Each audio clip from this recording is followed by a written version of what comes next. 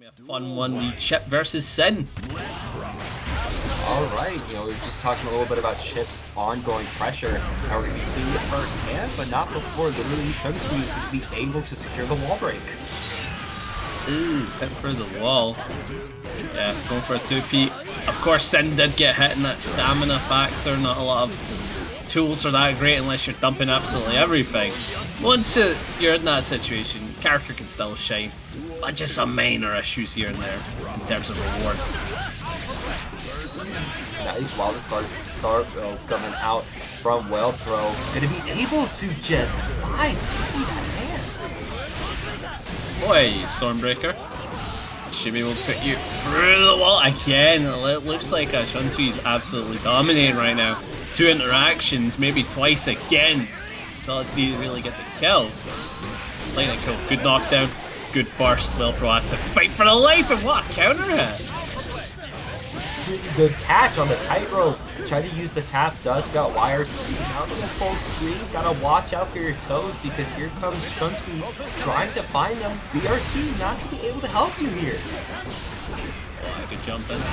Low slash into the overhead should be a good pickup, but no. Opposite reset, gets a 2K, gets the 2D, should be able to kill as we saw. Shunsui looking like a nasty Sin. Really is looking nasty, especially because they were always able to really call out when Waelpro wasn't blocking a certain option, not blocking high, not blocking low, not looking for your toes. If you weren't looking at every single direction, LiterallyShunsui was going to be able to find that opening against you. Yeah, and as we're continuing, I could see Shunsui definitely taking this set the more it continues on.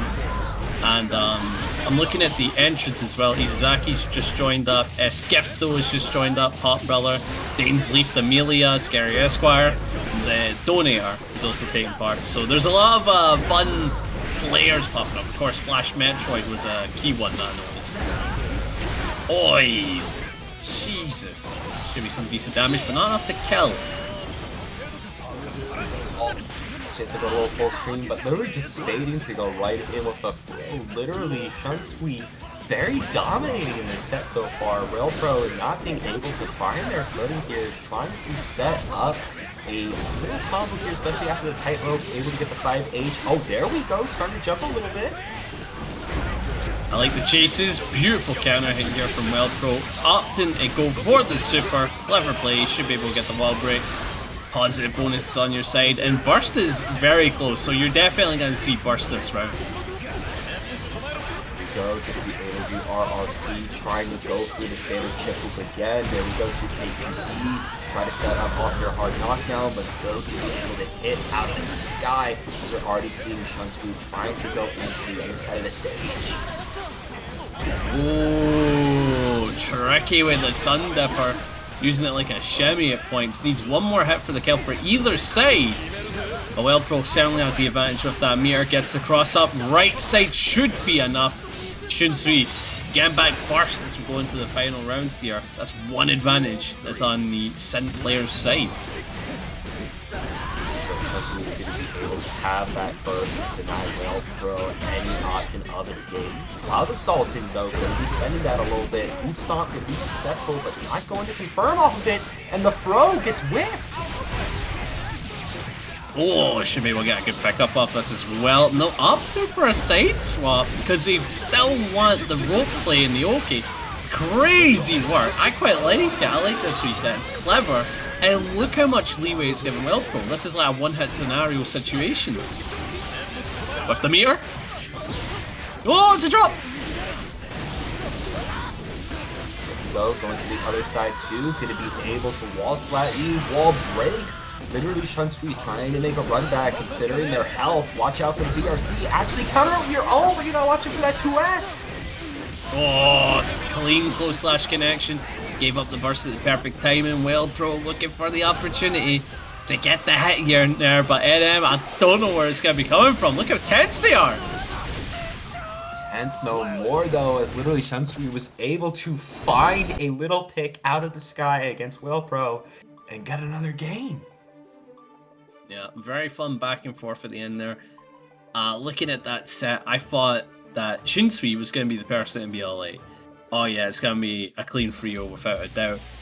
But no, in that match, didn't feel like it. Really thought he fought his life out to try and get that win there. So maybe the gap is starting to get closer and closer, and Waelpro might take this match, but only time will tell.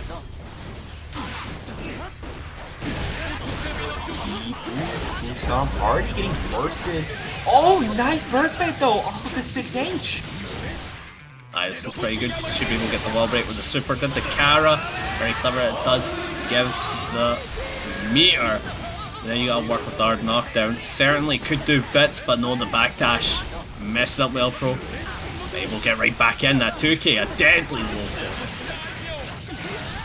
And there we go, going to be pulling off the Super 2 as we're seeing Waelpro be able to get around against LiterallyShunsui. Yeah, and you can continue the momentum, but you gotta be careful about that burst. Shinsui, you use it at a perfect timing to mess up your rhythm, or maybe use it for a wild assault. Either or, the wall break could come into play. Good burst there, deny a big combo. Oh, but the rope 2H in neutral, actually give it a pop-up, and because the rope was there, but no. Unfortunately, Drop looking for a reset. As always, reset king these Chipp mains, I'm telling you. Boom, boom, boom. We're going to be going from the west side to the east side. Do a little tap dust as we got the wall here. Do a little DP. We'll be able to break the wall. LiterallyShunsui trying to get back in terms of the rounds and make sure to cancel that DRC. Woo! Jesus, the knockdown. Right side, decent pickup here. Waelpro. I should be able to send you through the wall. Again, not. They love resets. I'm telling you, Chipp mains. If there's a reset opportunity, they'll take it. And it might cost Waelpro. I think you should have just took the wall break with your meter.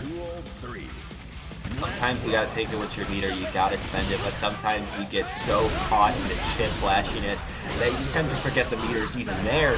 But here comes Shunsui trying to make sure they're reminded. Also, I see you take a pop. Oh, you doing well, man? Oi, good twitch. Keep the pressure on. 2D gets the counter out, but no confirm because the lack of stamina. Shinsui definitely feeling it there, but the DP to deny burst is on the side of Shinsui, and they're using it for a deflect. That was a very misplaced deflect, and it's costing them. Look at this. Waelpro's tied up the health, it's neck and neck, and the meter is also so tied up. Identical in terms of life, and tap dust immediately. Oh, and the burst bait! Oh my goodness! Dude, Chips are too clean. And you said you played Chipp, right? Like this is your character, my man, right? And maybe my character, I don't think I'm this clean. I'm gonna be honest. I mean, no. What I'm saying is, right, if there was a Potemkin on the screen, right, I'd be losing it. I'd be on the side of Waelpro. So this is the brother, right? This is your guy. Even though commentators aren't told to show a bias, right? We've been told this many times, right? I think it's fun to show a wee bit of bias. You know what I mean? I think it's fun to be all like, yeah, this is my guy. This is my guy without a doubt. So, in saying that, is this your guy? Yeah, I'd say this is my guy. You know, very solid Chipp player. Really using that tightrope, especially, you know, trying to backdash a lot. That's the thing with Chipp. You're really looking for those whips coming out from Shunsui to punish them. Oh Christ, the pressure, able to get the throw and just slap the corners and lock. And going for the low, but want to keep it cool. Went for the 5H that time. It's going to cost him though. Shinsui getting a solid pickup. Should be able to keep the wall here. Again, the lack of stamina, killing the combo there for Shinsui. And Waelpro to kind of flip the scenario on him. Boom, boom. There we go. Do the Rochelle. Try to go in with the K follow-up. There we go. Alpha Blade 2. And do the cross-up after tightrope. We got the wall again. Tap their dust to get another round. Yeah, I feel like this is Waelpro's, like, comeback storyline, right? Like, I'm loving what I'm seeing here. I honestly wish the best for him. But Shinsui, still a threat, still gets these nice air airs. I don't think, like, Shinsui's failed on a single air scenario, but pretty successful on them, if I'm honest, which is pretty difficult against Chipp. That's not easy. Watching for that 2S, and you know, Chipp, that is the perfect starter to get the party started. We already got you in the corner, and just another wreck is going to send you flying through that wall. Alright, couple of patience here. Wild assault. Good JK for the check, but the burst is going to come out. Goes for it. Shinsui lack of meter, lack of life. Has to make it work in the anti-air 5p. Chipp may still how to use it. Oh no! Still alive! So, trying to find anything. Yeah, when your opponent's blocking like crazy, just gotta find a throw to tie up the set. I love it. Genuinely love it. Waelpro putting on a show. And for our first set, we're getting a final game scenario. Gotta love to see it, man. I'm wondering what the rest of the games are going to be like. And then I look at the bracket, and then more people are joining up, right? More numbers are getting involved. I see Marvelo, another Chipp brother. You must be excited about that. Chancla, that's a name I've not seen in ages. I swear down, they're a pretty good player. I can't even mind who they play. I swear I've seen that a lot. I feel like I've heard their name too, but I'm in the same Right? boat as you. Yeah. Ooh.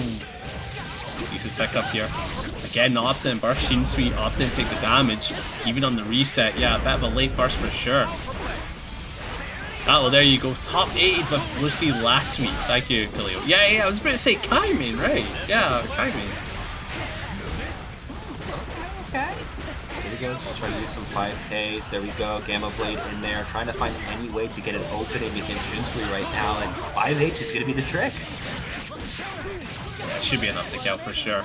And Waelpro, for the first time in this set, is on set point. The comeback story of a lifetime for sure. If you're a Chipp main, look towards this guy for energy, for that story. But we already got you locked down in the corner. We just kept doing JS to find openings, but here comes that Roberto coming out from Shinsui, gonna be able to drive you to the other side of the wall and find another opening. You gotta be careful.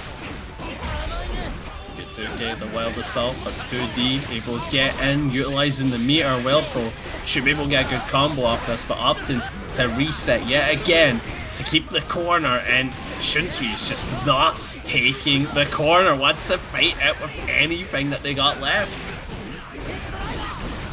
Well, bro, I know they want this win, but they're gonna have to fight a little bit longer because we're at a final game, final round situation right off the bat tonight for the open ladder, and already Shinsui could be able to open it up in their favor and take away so much from Waelpro.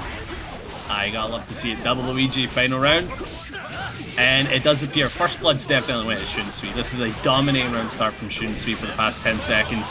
But Waelpro, don't count him out. And unfortunately, drop with the rope. I've been there with Pot 2H. It's probably similar with Chipp. Oh, the Hot Baker. This goes to the wire. Oh, the DP. I love it. Backdash on that 2S2 in the corner. Very good Shinsui. Find your opening in the air. Can you make the comeback and deny the reverse sweep? Not if Waelpro has anything to say about it. Oh, okay, amazing work from Shinsui. Absolutely deserved. But if I'm two characters on my screen after I was just talking about how fun they are, you're actually evil for this. But Escapto versus Geko, DaisLeif versus Potemkin. The one where the zoner has a difficult time keeping the big guy in check. Ah yes, the big guy Potemkin himself. The one that got away from everything. Meanwhile, Geko... What? He got substantially nerfed, it's just that he's really strong, so they didn't nerf him enough. But it was some solid nerfs, okay? Liar. Liar. But What was that? That was supposed to be a Hammerfall unblocked into RC Garuda, misspaced, and just absolutely rerouted into Potbuster. That's a genius play in my opinion, but Geko is showing that the 9-1 ain't no more, and standing their ground against the big guy. I quite like seeing this. Oh, already going for the Mega Fist. Geko trying to make their way back in. Finds an opening and knocks down Escapto. Already setting them full screen and able to poke again. Oi, that Hammerfall's huge, but not able to get the 5H. And the other thing that's pretty cool as well, again, one of the few Dizzy players. The buffs for Dizzy certainly help a ton, like the hard knockdown, the weight, the damage is a bit more consistent, the spike. But against Pot, it's some decent changes, I'd say. It's still a tough matchup because Flick exists. Literally, that's it. Oh! Oh, boy. Okay, that was a lot of damage for 5 guts. literally just able to jetpack themselves in and just slam them down, but already foresee a similar round start happening to the last round. Finds another opening and forces the burst off of Geko as they're trying to see if they're going to be able to slide head or slip their way in against Geko. Oh, there you go. Oh, counter at 5H, that's a big one. You've got the corner, but the 5P that was saved allowed to stay safe against that VRC, but nothing set in stone and wait to tank the Michael sword. I also do see professional hater Joe go in the chat as they're praying for the downfall of Skepto, but taking the first game. Potemkin taking the dub. Potemkin already starting off so strong, as any Potemkin always does in these brackets, especially as Skepto, really one of the best pilots of this character in the game right now. Andros. I said one of the best, okay? I didn't say the best, okay? Hey, calm down, calm down. I'm from EU, I'm immediately gonna jump the gun. No, but you're absolutely right. Skepto in terms of the NA region, it's definitely Skepto and a.b.a, there's no denying it. Two current strong Potemkins. It's without a doubt, they stand out. I think Baba was also a pretty good one, but I haven't heard about Baba in a while. Could get rid of the Potbuster, jeez Louise. If that another bar or meter could certainly get the kill, but the super deny from Geko. He's showing the iframes. Trying to go back to the full screen. Oh, watch out. Oh, here comes the he approached him. Oh, he a big boy. Oh, Jesus. Jump over my Potbuster and you're just gonna get caught by death. I love my character. Libbenheimer? Oh, I think he's still on pot, but he's doing like a whole character challenge right now. That's about all I would say. That's about it. Again, Skepto in terms of onlines is the pot. A.b.a is like the NA pot for sure. And Geko is the only Dizzy in NA besides Paluna. Absolutely love Paluna. Oh, Christ. Look at the damage! Really has a lockdown right now, and as Skepto, can they make their way out of the corner? Maybe a slide head, flick, something? No, never mind, they're dead. See, that's one thing Dizzies have to get good at the matchup, though, is learning. Oh, Christ.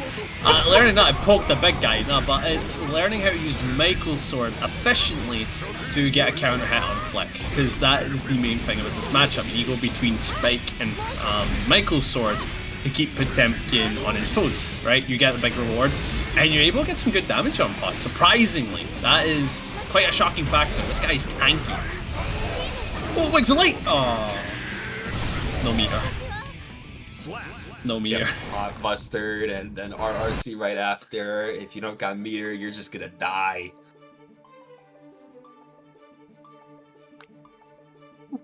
Christ.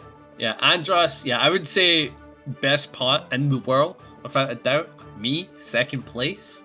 Not even gonna argue. It's literally me. Has to be me. Because I think I bet Skepto last time, actually. Ayo. No. Take the best, of course. It is very hard to keep up with these tyrants, for sure. They are very good on the character. Certainly stand out. But Geko, hopefully, is able to make the comeback. Because, again, this tyrant is hard to keep up with. Lock in the corner again. Geko really being patient. You've seen them backdashing when they know Skepto is going to try to approach, trying to use the fireball, but again, you gotta watch out for the flick aftermath. Yeah, literally, it's kind of hard keeping pot in check. There's not really a reaction to it you can throw out as Dizzy. Maybe Far Slash, very good button, but Ice Spike and Michael Sword dying a reaction, that is a guess, you know. The zoner has to guess in this matchup, isn't that crazy? It's kind of crazy. Oh, beautiful 2S to check. Just like that, the Wings of Light are in play. Ticked for about 5 seconds, I believe, so if this corner scenario leads them to good pressure, we're going to see the pop. Oh, what a tech. Perfect tech from Geko.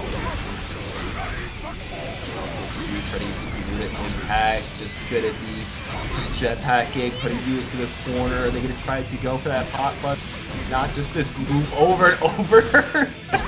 get 2K 2Ds. Like 5p into 2K, it's a bit of a frame trap. You can't use your standing 5-framer against it.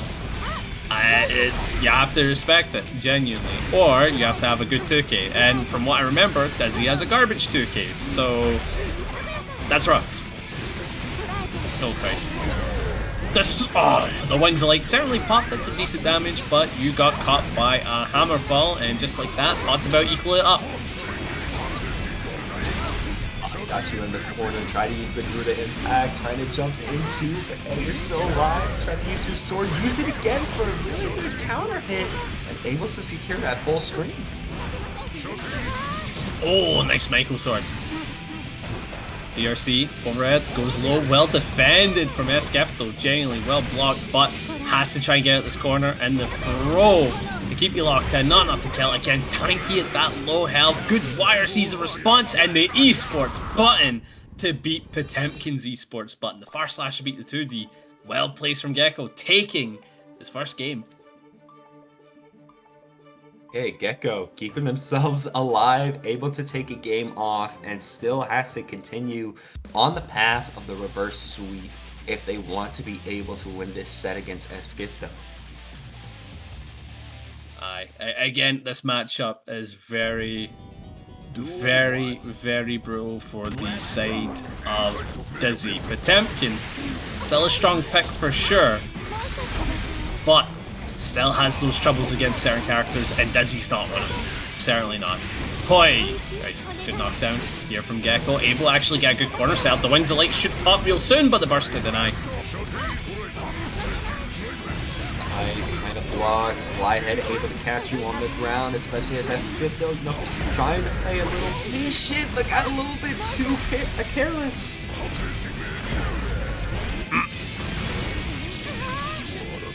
Yeah, that was a pretty good pickup from Geko, certainly.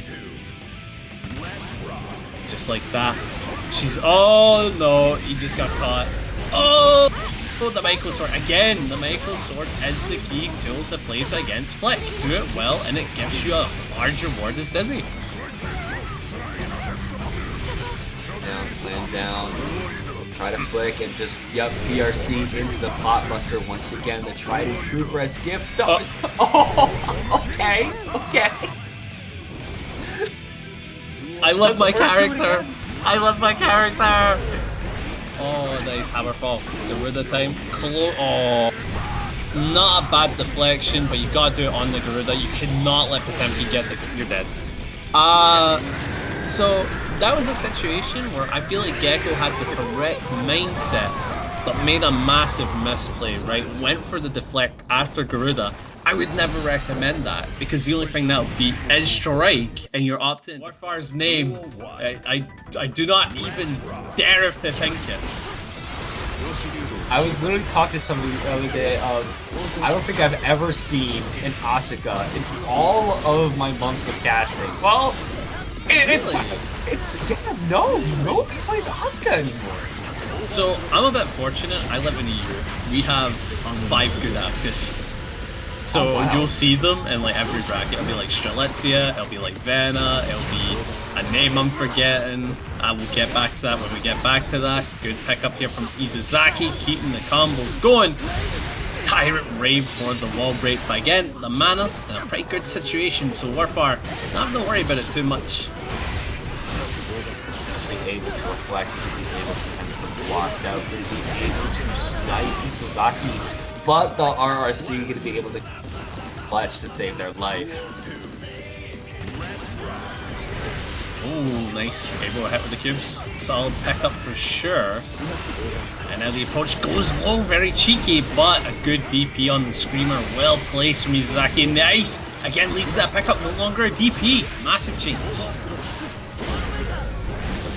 DP though, coming out for Isozaki yet again. Getting wire seed. Can this super work? Yes, it can! Guard crush, keep the pressure going, but jumps out, Warfar. Certainly clever on the defense, but the 5-8 just gonna connect with you. Isozaki getting a good throw and just locking the corner and play. You have no form of defense, and Isozaki's well aware of it. Taking game number 1. Great start to Isozaki. Already going to be able to show their dominance on the Sin.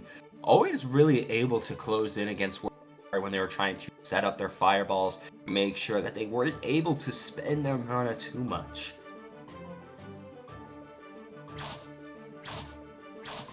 Oh, hit Isozaki. I like that. A little bit of lobby violence, avatar and avatar violence. Love to see that. Worth R certainly thinking about, okay, alright, screw, yeah, best way to put it, Khalil. How dare you pick Sin? I hate that guy. And now this is the opportunity where they strike back. I feel like this is going to be Worth R's game because of that, not gonna lie. That little bit of anger being shown.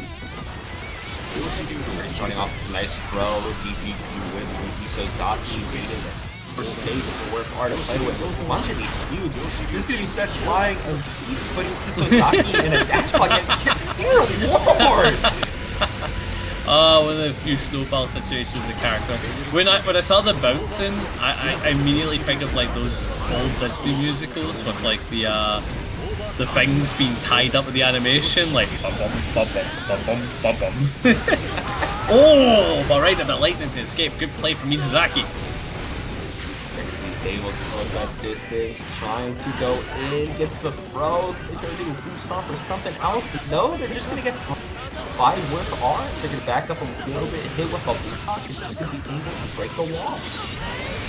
Yeah, not enough to kill, obviously, but we've got a Chipp scenario, luckily, and Isozaki has to play with the FD perfectly. If he doesn't, he does die, so I do like this from Worth R, but so far FD just being held. Clever way to go about it. You're not going to get chipped out, but you're giving up a ton of meter, ain't gonna matter though. Carry from Isozaki. As now going to the second duel, already see the neutral skip into the throw. Isozaki trying to close that distance again from Worth R. Not gonna happen though. Now we're setting up. Good IP check. Oh, but the Ice Feller again. There's a good hitbox in that Ice Feller. So not only is it like a good reset though, maybe it's worth throwing out a neutral, but a bait on the wire, see Isozaki should be able to cash out. Not going to be able to break the mana, but getting positive bonus is going to allow that to happen in the next interaction. Wake up, what are you going to do? Immediately gets thrown into the RRC, has one last chance to end that burst. Worth R trying to keep themselves alive, sending out some more fireballs, forcing the burst coming out. Yeah, I think I was wrong on my prediction. The hatred isn't coming through enough from Worth R, and certainly feeling that Isozaki is leading it so far. One more match to go. And am I seeing people talk about damn Smash Brothers? That's crazy. That's crazy. I should be like banned from fighting games. that is crazy. I don't even know where chat is going.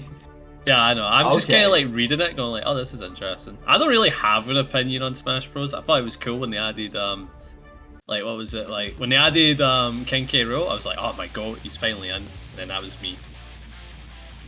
Yeah, I'm happy he got into. I want to say this right now to Worth R. You just teabag. You better win this, or else this is gonna be the biggest insult. Nah, this is just hatred coming through, right? And hatred can certainly make a man blind in his ambitions. So I don't know if Worth R is in the right mind state. And Isozaki gonna be able to cash out, get some good combos here. Already going to be able to get a weird knockdown on the wall break. Already trying to run up, gets a throw too. Already able to lock in another corner. RRC, you got the burst if you're Worth R, but you're still getting thrown in the corner and hit out. Oi, Psycho Isozaki on set point as the bar of burst to work with. Almost tied up with Worth R with the corner unlocked. Worth is probably feeling the pressure, has to find a way to escape and teleport, going to get cashed out on, but good burst. That mana starting to get smaller and smaller, has to try and separate some of the health to get it back, but I don't know, man. I don't know, there's not a lot on your side. Coast coming out from Isozaki to be able to side switch you. Oof stomp with the throw though, but first to keep you in the corner as they're trying to know where are escape once again. Wait. Big throw. Oh, that's so much damage when Asuka has no mana in the bag, and Isozaki is gonna be taking out a clean 3-0. And Warf are gonna be getting a lot. I am not surprised. Another big grappler. I like the character, okay, and then I played them, and I'm like, alright, yeah, that's my goal, that's my goal. But onto two goats, we got Slav versus Saint, Kai versus Chipp. I think we'll see this a good bit tonight, considering I think there's 3 Kais and 3 Chipps in the bracket. So, looking forward to how this goes, and Saint are against some deadly combos. So, Saint already going to be able to secure the wall break too, and immediately going for a ride. The likely just going to get blocked, but it's fine. We're going to be able to RC that. Yeah, good kill as well. Saint certainly seeming like the player to beat right now. On it for sure, and we're just staggering away. Nothing too crazy, as we're building up in the corner. The shock stage trying to still flip it against Sloth. Sloth though keeps their defense on point this time, but still has to be careful of throws, especially as Saint is not being able to find their opening. We set up the tightrope. Wait. Fushiyama Gangshu? I don't know. Gang. That's the main word I caught though. Fushiyama gang. Nice. On the approach, getting shot occasionally. The tightrope actually Dame bits for avoiding the Kai normal, but you still need that final hit and it's not happening. Good Gamma Blade this game, or Beta Blade even. Oh, Alpha Blade coming out. Another one. I don't think Saint was that, especially the follow-up. Oh no.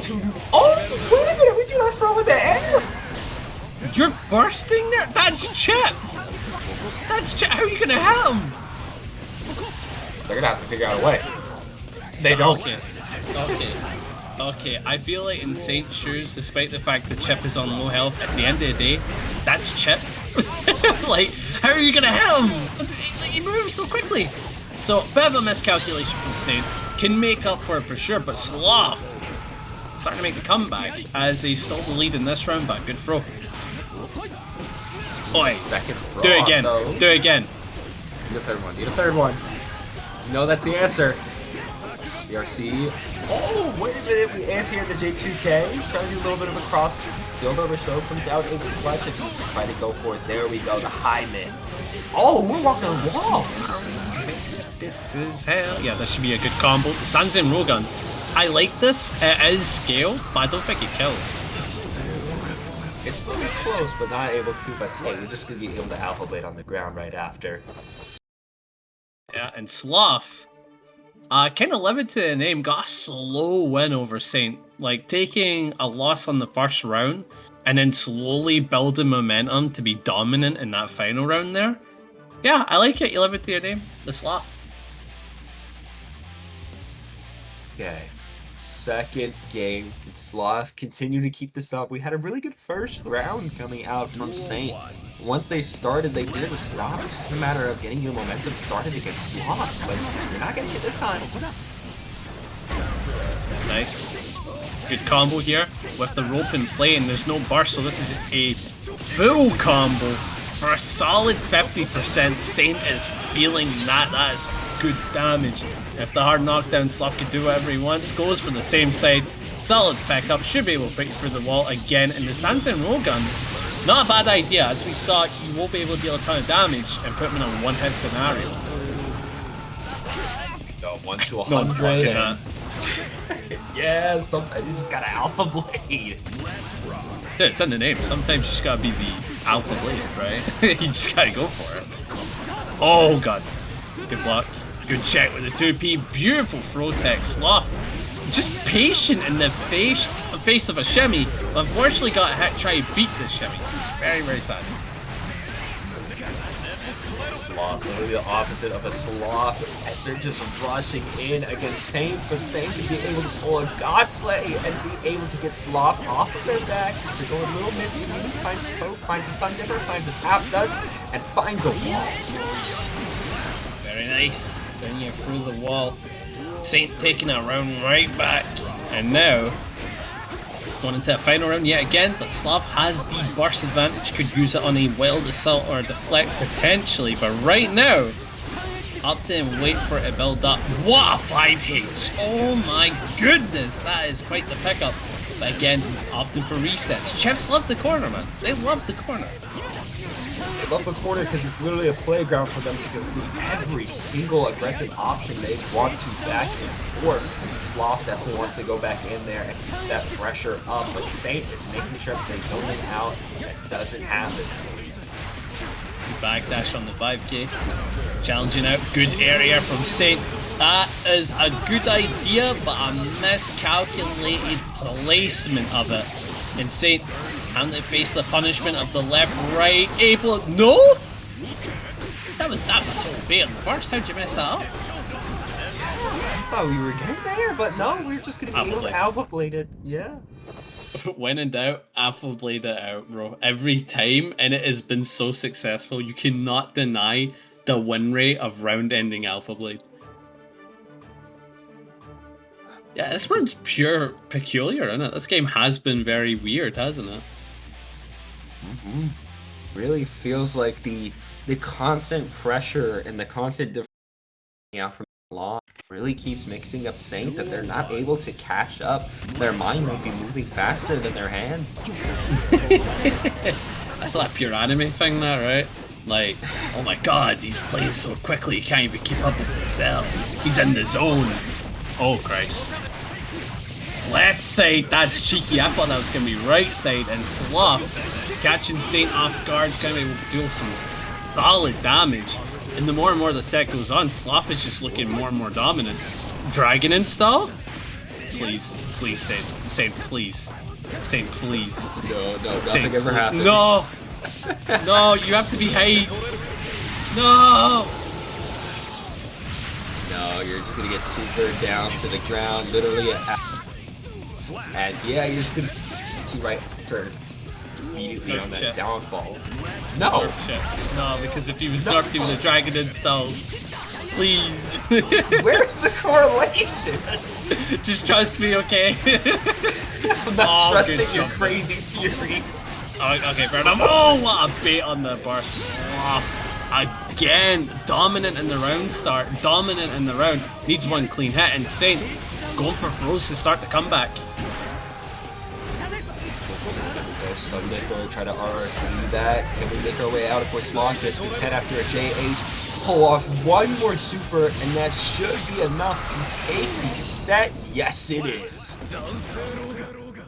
Sunzen Rogan for the Kick event, check that out. And Shockjoc on the Eno.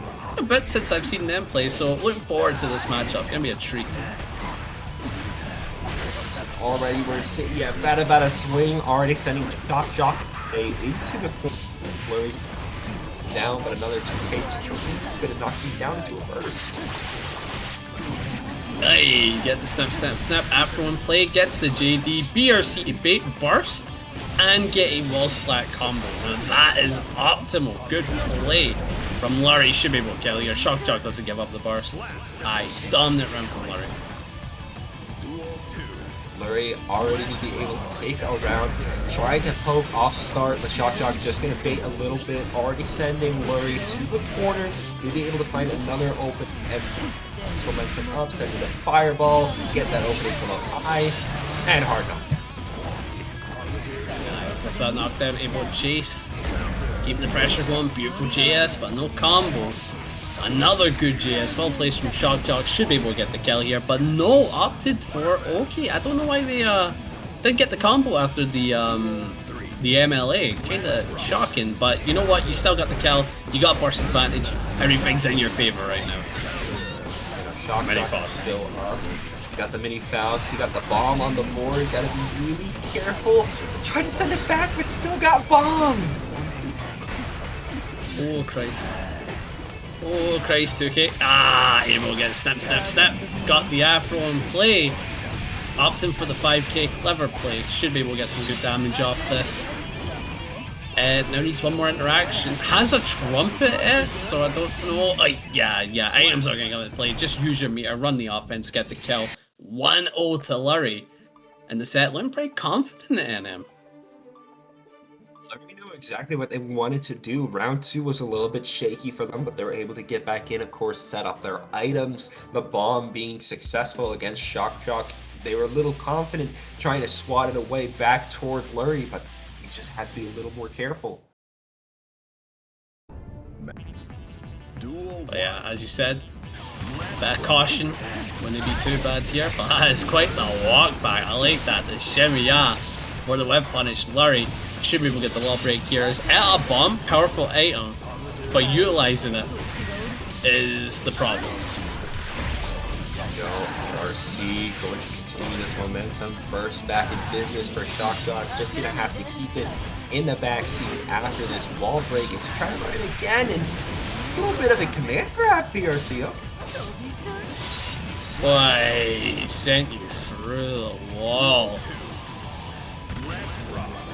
And Lurry, again, continuing the lead. Good 5K for the Czech 6H. Hammer. Solid hit with the hammer. Mini Faust. The demon approaches. Not going to come into play. The demon walk away.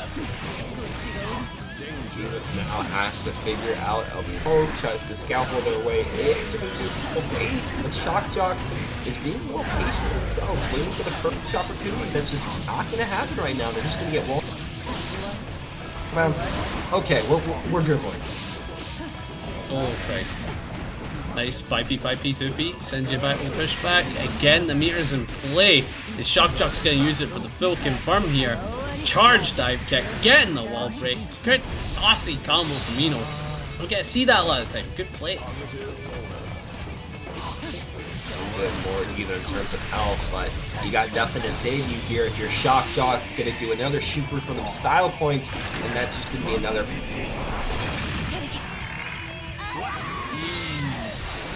Through the wall. And Lurry up 2-0. Looking like a Faust world the more this continues. Yeah, Shockjoc really has to find some answers to get through a lot of these sweeps, a lot of these pokes, and more importantly, the crazy items that always come from Faust.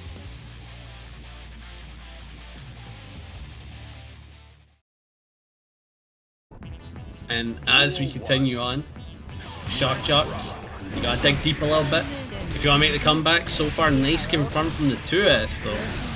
Able to send you through the wall. I was talking to some pretty solid Eno mains, and they were explaining the character changes. For a lot of people that don't know, because not a lot of people play Eno, is that they feel like the neutral got a bit harder, and same for our fence, due to the fact that MLA takes longer to do that guard crush. But her mid-screen confirms off 2S got stronger. So combo game and like neutral game got more consistent, but offense got a little harder, I would say. And that was Shockjoc getting an amazing round. Shockjoc going to be able to just take that round smoothly. Already trying to fly themselves in. Lurry though going to be able to just, jab their way out of there. Tries to set up for the command grab. Gets it the second time. The hammer helps out for that. Oh Christ. Oh, the shimmy, yeah, I like that play into the step. Look back to it again. And Shockjoc does not give up the burst. Why are you aura farming on an Eno? Lurry, my man, do it to someone that deserves it, like a pot main. Look, Lurry always aura farms. I got stories for you after this set. I got stories. Oh Christ, would love to see it. Nice, good wall break. There we go. Just gonna get a 2P into mix into You're Dead to try to get another round. Nice, good jump in with the JS, but the burst off the table will deny you. The bomb's in play. Not gonna 2K, opting for the 2H. Big fan of that. Eno doesn't have a long enough poke to challenge there, where 2K, she's absolutely whipped on the shit. Boy. Oh jeez. got the bananas. Oh, there we go. Hammer from the sky, able to help you out a little bit if you're Lurry. Try to. There we go. J2K. He's gonna RRC down. Set up a donut. And just 5K. Mix. Got you on the wall, and we're definitely gonna be breaking it. Aye, good combo here from Lurry in a set point scenario, but has to utilize the bar from positive bonus perfectly. Otherwise, gonna be feeling the wrath of Shockjoc right side, looking for burst. Doesn't bite. The bite's way too late. You didn't have to do it at that point. You could just taken the wake up, and Lurry punishes you for that burst. 3-0. Lurry adds a score to his name. Faust. Great job coming out there from Lurry. Absolute favorite players being Joe Brownie, but against DaisLeif, I wonder how this is gonna go down. Especially as we're already setting up the usual Millia OP into a little cross-up. Ooh.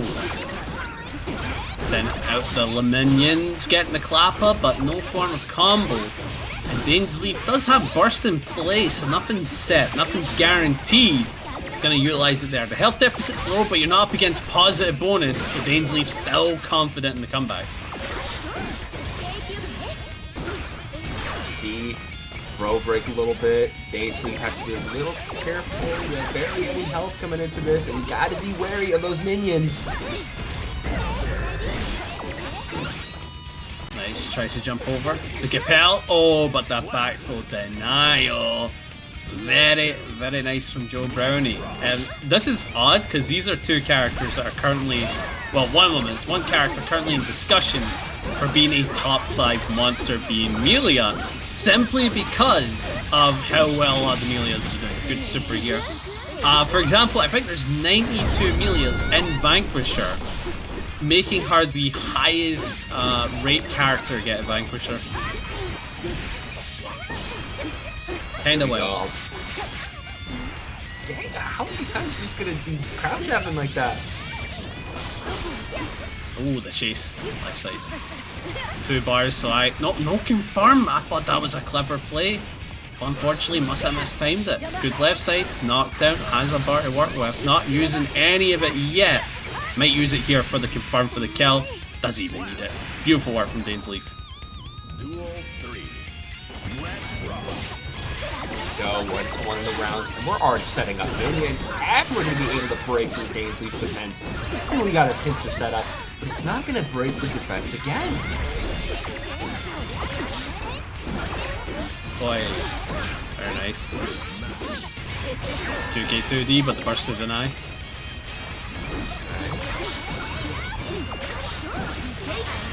Oh, the tap 5 DRC.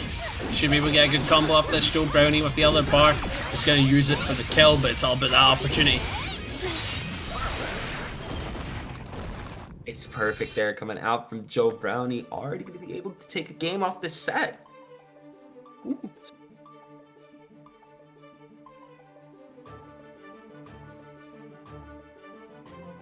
As we're continuing, Joe Brownie certainly in the lead, but there's a lot of back and forth in the set, I would say. So far, even in that one game where there's not a lot to tell, a ton of back and forth. Nothing was set in stone, but it was very fun.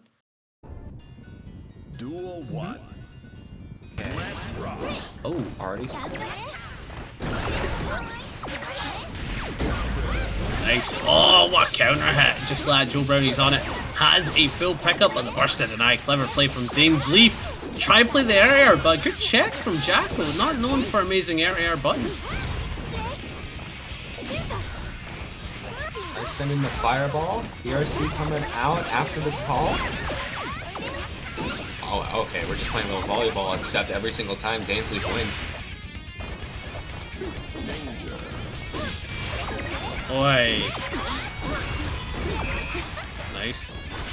2K gets a 2P, still chasing out. Amazing tech on the throw.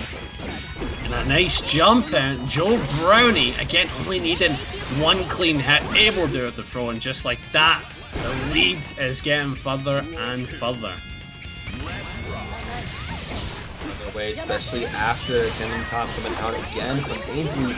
It's bursted out as Joe Brownie is trying to set up the minions. We got a pincer, able to catch on the feet, able to catch on the counter too.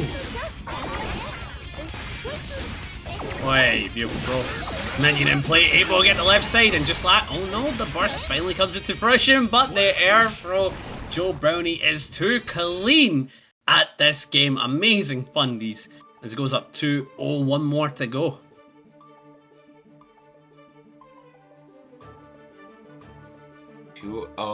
Right now.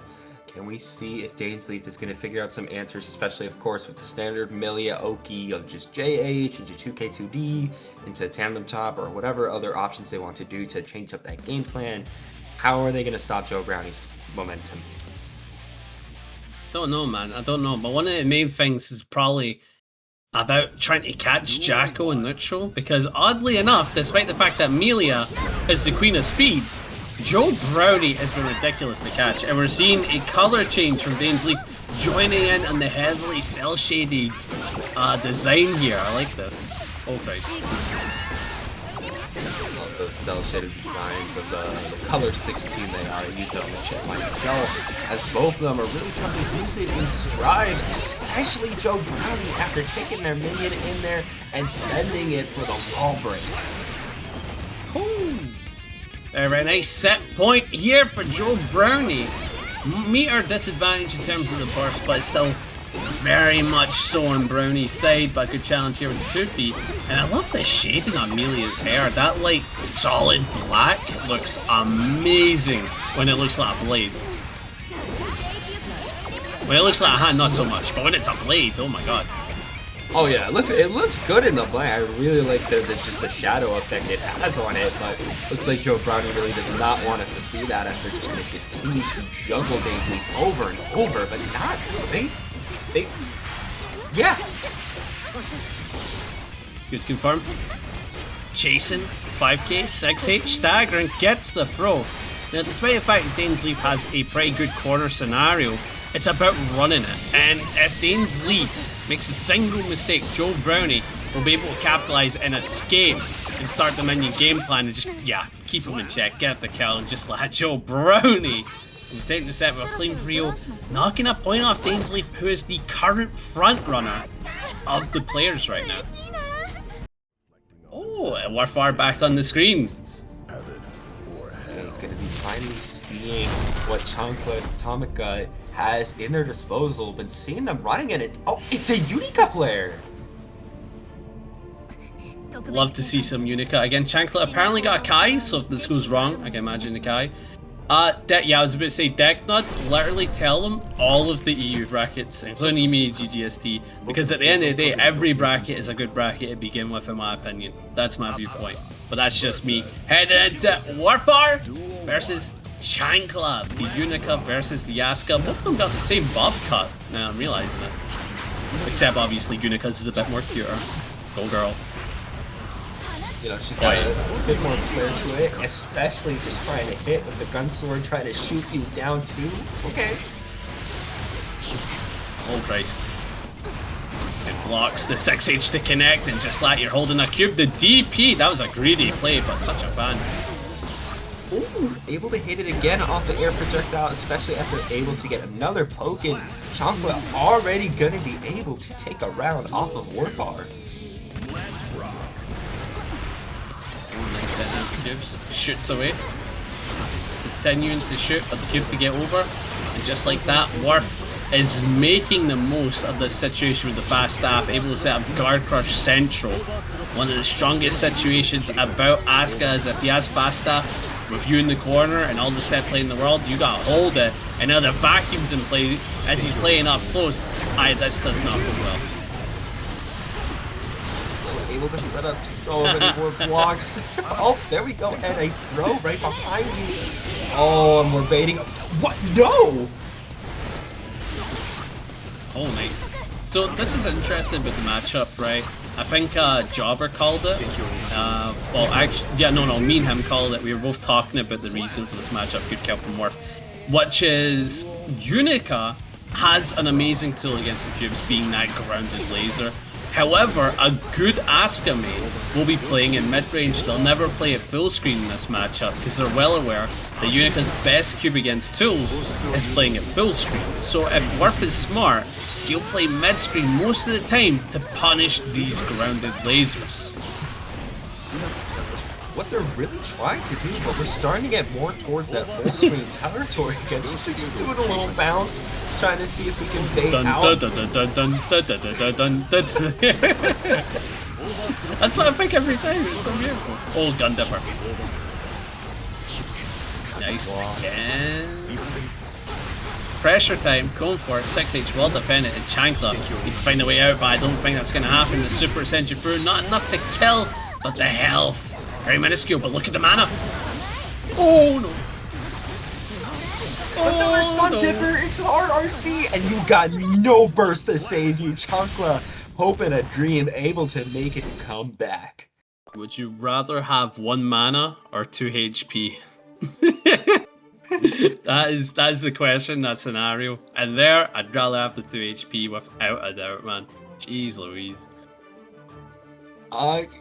In that scenario, yeah, 2 HP definitely more useful, but you could always reason to say, I'd actually rather have 1 mana, because you never said how much HP I'd have, so I can make it whatever I want. True. I was trying to play on the thing where it's like, would you rather have $1 or $2? It's like, yeah, I know I want the HP. Because like, it looks like once you have 1 mana, like, what are you going to do? You can't play any cards. You have to play mana regen, so that means giving up OK. And Worf was like, oh, but if I get the final hit, I win, right? If I get a 2D, I win.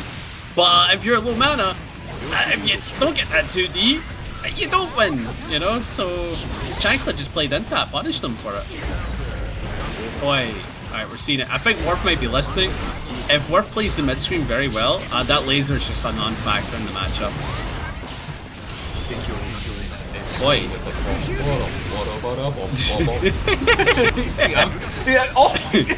We are the cubes. We are the cubes. Oh, nice. Not able to get anything though. Guard Crush, Bar Slash, shooting away, gets the loan just like that. Your mana is you're dead for this. That's imagine using mana as a resource. That is insane.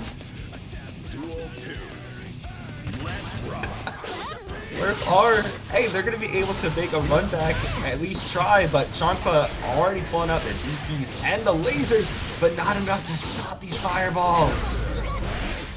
Never mind.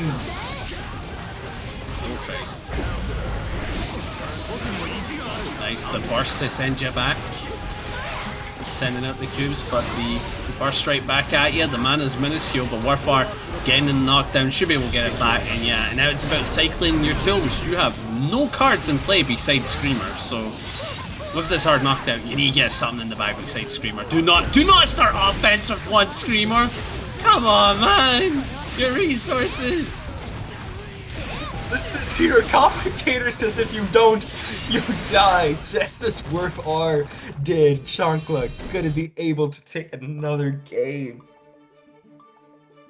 It's like, I like the play because it's supposed to be what you wouldn't expect, which is the Asuka, instead of focus on the resources, gets the throw, uses the meter to RC to cash out for a kill, right? Which is, it is a good play, but if it goes wrong, you're so dead. You can't do anything. You're not a character with a DP. You're not a character with a DP super, right?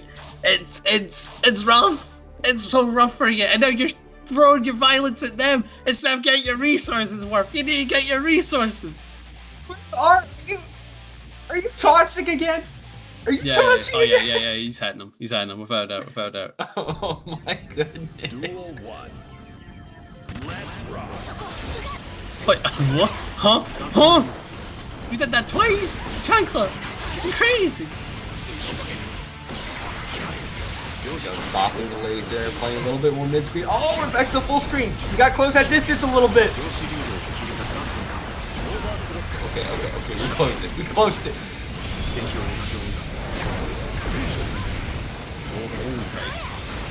Hey, Chankla, please. I don't know why you're trolling all of a sudden.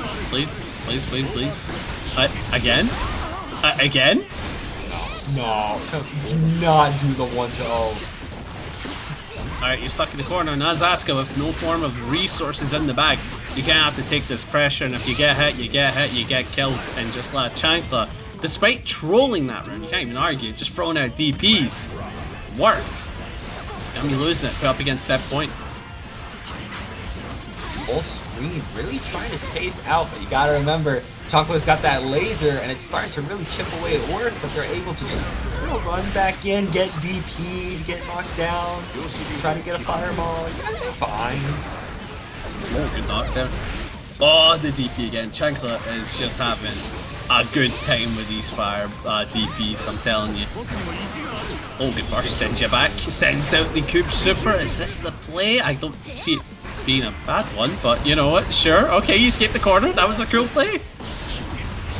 Very good to be able to get the corner, actually going to be teleporting themselves into the corner, which if they get hit here, can be really rough, but it's fine. UFC going to... Oh, wait, no, we got the DP. Okay. I got a DP. You got a DP. We all got a DP. Oh, Warfare gonna get the kill. The burst still on the side of Chancla. The comeback could be won for the Asuka brothers.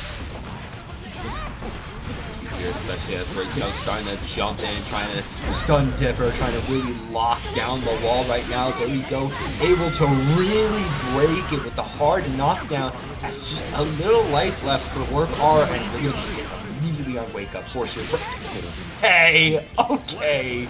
I would.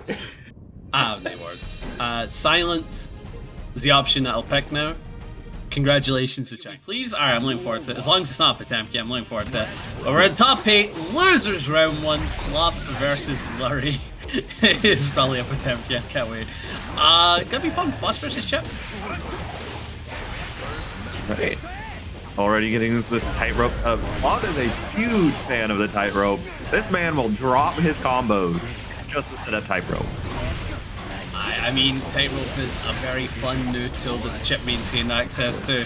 And the more they experiment with it, truly a scary but fun tool. Gonna be locking down with that Gamma Blade, going for a right-up throw.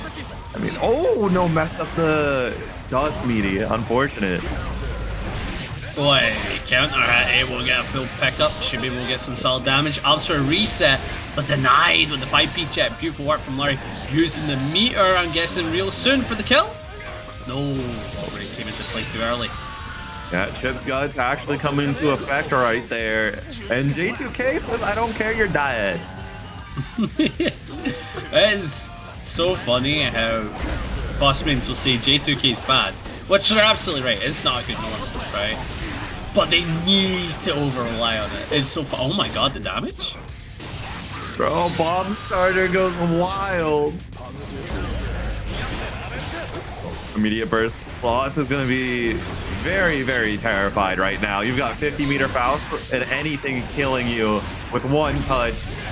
It's a not even live. Gets to the wall. Not even the wall break, actually. No, I lied. Oh, nice. Decent pickup here. Going for the left side. PRC.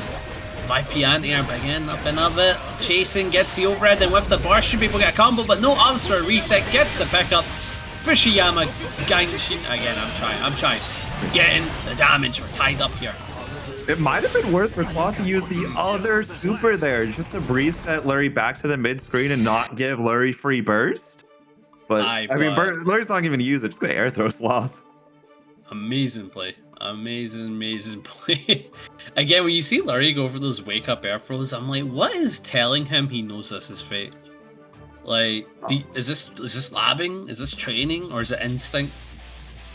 Probably some of that. Also, I'm sure these two played when Lurry popped over to Attack on Texas a few weeks ago. So, might be by experience. Did it against Sloth and just knows. Why are they attacking Texas? What happened? People like to invade the region. We gotta defend it. Real. Yeah, no, that is a pretty fun regional from what I've seen. Very fun. Pretty stacked in terms of players, and it's good to catch sometimes. Very fun to catch, but it should be a decent setup for the corner. And Lurry, up to try and mash out, it's costing them. Yeah, this is incredibly costly. Although you do get a decent chunk of your burst back, just as a consolation prize, but it's gonna be very tough. Yeah, Sloth isn't even gonna chip out. Yeah, Pretty good round there from Sloth. Sloth finally starting to get a bit of a lead, get something started, but Lurry again just throwing out these normals, well aware that it's hard to catch and he just can't keep throwing them out, and Sloth is certainly feeling the pressure because of that. Alright, there's double bomb. Not even going to try and play tennis with it whatsoever. Sloth being incredibly respectful. Step. You got the afro. Well blocked. Oh, god, indigestion there. 5k for the check. He got the corner. And there's the JD. When does he pop? Just stares at him. Sometimes you just gotta stare at your opponent, try and make them scared. It's funny because Faust is the most horror-looking character in the game, so him just staring at you, he's like, alright, come on, calm down, big, calm down. It's weird. Oh, nice. It's the up red. So we're going for the rarity now of the wall normal combo. Yeah, pretty good damage as well. Good check. Trying to throw at those JHs to catch any form of plays from the rope. And Sloth now has the corner. Just needs to check Lurry, and Lurry's making it very difficult for Sloth. What a command grab. Yeah, just run out command grab after that. A little ambiguous post mix situation. And there's an immediate burst. There was no question of when Lurry was going to pop it. Why? Health is very minuscule for both sides. A stray hit could lead to death, and because of the chip, Sloth, careful as can be, jumps back with the JD. The tie is 1-1. Yeah. You know, the funny thing is, got to see Sloth try to end it off with a shuriken.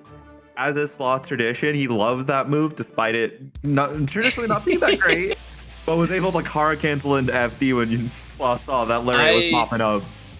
I know a Chipp brother that absolutely loves shuriken.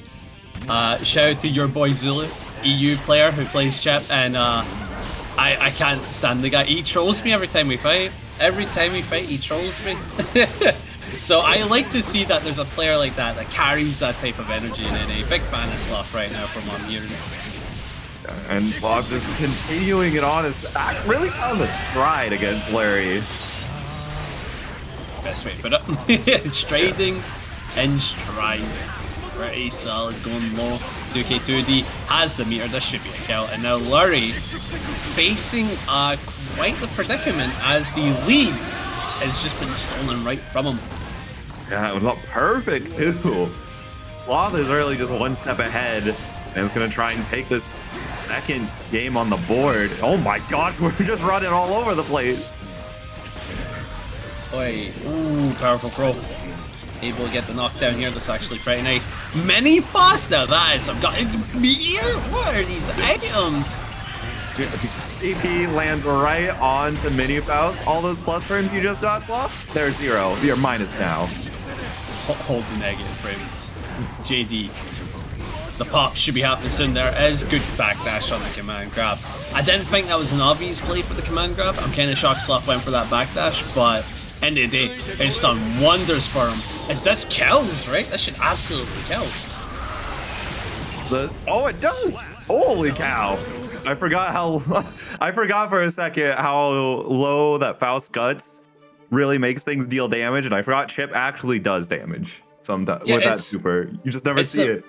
It's a mixture of Faust guts, right? And then Chipp having a consistent base scaling on Zanzen Rogun. It may be it might have the same scaling as Heavenly Potemkin Buster does, where it's at least 50%. But of course, at least 50% for Heavenly Potemkin Buster is 110 damage, quarter your health. Whereas for Chipp, it's probably like a third or a fourth, you know? Absolutely. No, not a third or a fourth. Sorry, like a fifth. That's what I meant to say. Like a fifth for a second. He's been getting a ton of meteors as well, and another mini Faust gonna be locking Sloth down in the corner, and this JH not able to pick up the combo though. Boy, oh, sends it. There's a love with the Afro making him jump about, but Sloth doesn't mind jumping about. He's playing Chipp. This is actually pretty good as he takes the wall with the rope. Should be able to get the super. Get some good damage, hard knockdown, positive bonus. This is all looking in Chipp's favor right now. Yes, it is. And Sloth able to take another round, losing game 1, and now has Lurry on set point. It's quite a turnaround of how the set began. And you said this was a TO, so we're looking at this like, one of our brothers. show the player. In fact, I just realized Lurry's also a family man. Oh my god, the TO and the family man. Who wins? Yeah. Right now, I mean, Sloth has a lot of advantage, but Lurry is currently finding a lot of good stuff. Whoa! Okay. Sloth is throwing everything and the kitchen sink out there. Nice. Pressure going, 5H. Staggering away. Went for the command grab. Pretty risky play to go for that, and Sloth certainly getting punished by it from Lurry. I don't know. Yeah, I think maybe doing an alpha blade or a low, I don't know, but it was amazing defense overall from Lurry. Look at this, dodging around. Tries to zoom in, unpredictable, but 2S put up them hands. Not a good normals, but in the niche scenarios it comes up, it's a pretty good normal. Boy. Oh, the mini Faust is actually doing nothing. Again, that is 2 interactions where mini Faust came out and done nothing. Think about that. Think about that. It's just threatened. Sometimes you just gotta let your opponent know what could be there. And the perfect is ruined. What are you gonna do when a mini Faust like runs up on your business? Oh! Does this count? I mean, you can run out. What? Did the RC kill? Huh? Did RC shock? Huh? Wait, no. Wait. Wait, hold the phone. What happened there? Chat, is there any educated Faust mains that can tell us what happened? And Lurry, give me a sec. Give me a sec. I don't remember I know Red RC shock. Red RC does no damage. It does no damage. That's... Why did I kill? I'm just baffled right now. I'm stunned locked right now. I have no words. My only assumption is Bone Crushing Excitement actually killed Sloth, but we got some weird like delay from the game side to let the Red RC Shockwave go through first. Like it's some roll back or delay situation. I don't know.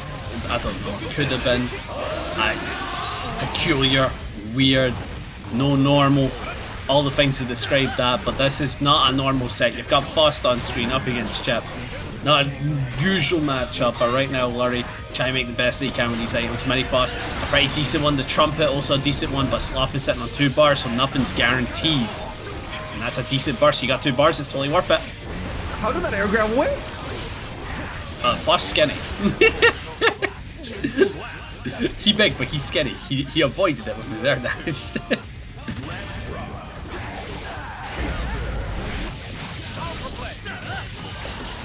Down around, but is already in the driver's seat. Right. Beautiful for the knockdown, chasing away. Throws the hammer into the snap. Clean afro for you, sir. That'll be $12. Is that how much an afro is? I don't know. I'm not good at this currency convergent stuff. Where you say has RC and not even need the RC. You're gonna get the wall splat from mix, and Lurry. What looks like a dominating set from Sloth is able to take it back in 3-2. The family man moves on. Kai versus the Bedman. 2 characters that were hit for different reasons in this patch. Kensei, not Kensei, Kai got super buffed, right? Super buff, definitely stronger, definitely consistent. Whereas Bedman kinda got hurt from the changes, right? White Wild Assault, no more RC, right? YRC kinda affected a lot of the mix when done on Bedman's side, right? So Bedman kinda lost a lot with some minor quality of life changes, so kinda interesting to think about. The wrist change does help Bedman zoning a lot because single small hits, those got juice when you get high risk. This is true, but one thing that is a factor though is that Bedman's damage came from risk being built up, so combo damage just went down quite significantly for the character. So that's, again, another negative to go for positive. There's not really plenty of positives that outweigh the negatives for Bedman this patch, I'd say. But there are still some good things there, without a doubt. You're absolutely right about that. Like, there's a reason why HC is 9, because of that in the patch, you know? Yeah. It is one of those weird things, like, many combos did get toned down in their win by about 16% with risk. But those just, you get risk on you, they hit you with a big old normal, you suddenly take like 1 billion damage. Yeah. Especially with Bedman having 6-8 a charge, you could just die. This is true. It is very interesting. Oh god, good close slash. Kensei should be able to cash out here. Get the wall break. You still have the shock state, but I don't think it's going to matter too much unless you can get a random scum dipper, but a good jump in from Jazz. Yeah, the saw blade will stop it. Oh, you had time! Boy, aye. Jason, same side, big far slash for the pickup. The head bomb comes into play. That was a very nice combo from JazzPanther. But Kensei has the has neutral. He has neutral. He sends a projectile. Beautiful kill from Kensei. Go up 1-0. Sometimes, when in doubt, just send aerial stun edge. It'll do the work. He'll do the work. Ain't much, but it's honest work. Exactly. Except this is Gilly Gear. There's no honest character. You cannot convince me. Like, what was it? I remember people trying to tell me that, like, Kai was honest. I'm like, bro, throw PRC exists. Every character has that. This game is not honest. We're playing Strive. What do you mean, honest? Yeah, there's no such thing. No such thing. There's characters that play honestly, but until they get a bar meter, no, they're not. Right? No, they're not. Far from it. Boy, R slash sending it a projectile. Try to keep it cool. Good check on the Fuji from Jazz to get the knockdown. Picking out that 2P, you gotta really let Kensei know, and all these Kai players for that matter, can't just be booter arcing with no nonsense. You gotta be setting it up, you gotta be getting that conditioning or enforce it in some other method. Boy, oh nice. Good pressure on, sends his shot, close slash into the super. No, actually not enough. 1 HP, Kensei barely alive. Just gets high load. That'll happen to you. Happens to everybody at least once. Normal mode a.b.a is honest. Okay, you know what? Yes, agreed. Character needs help. Only with 0 jealous rage. It's true. As soon as she has jealousy, I think she's like a top 5 character now. It's crazy. She's so strong now. Oh Christ. Oh, for the chase, I like that. Yeah. Oh, the JS! And not able to get the confirm from it, but hey, you've got your opponent in the corner. That's a win in your book. Nice. The far slash, I like that check with the 6P. And now we're playing it cool, looking for an approach here and there. Oi. Kensei just sticking out this far slash like he's gonna pay taxes, do the laundry, and win the set. And it looks like one of those things are being a little bit true. Yeah, for sure. Oh, the 2P check. Beautiful work from Jazz. I should be able to get a good combo off this for the kill. And is able to do it. Jazz gonna be taking their first game, tying it 1-0. Also, I see you, Def Evan. I was hoping to see you in top 8. Sadly, not gonna get to see the Axel today, am I? Yeah. I don't think anyone here plays Alex unless DainsLeif is what had that era. Oh yeah. And a lot of Millia players did, where they leaned into Axel for the pop matchup. You can imagine trying to convince someone to do that in season 4. Yeah, like, dude, learn Axel for the pop matchup. He's a zoner, he wins, right? And it's like all the Axel mains that know the horror, just like no, he doesn't. Far from it. Boy, wasn't able to play. Ah, shame. Next time, love to see it. Boy. Nice, good hit here. Should be able to get some good damage, sends you through the wall.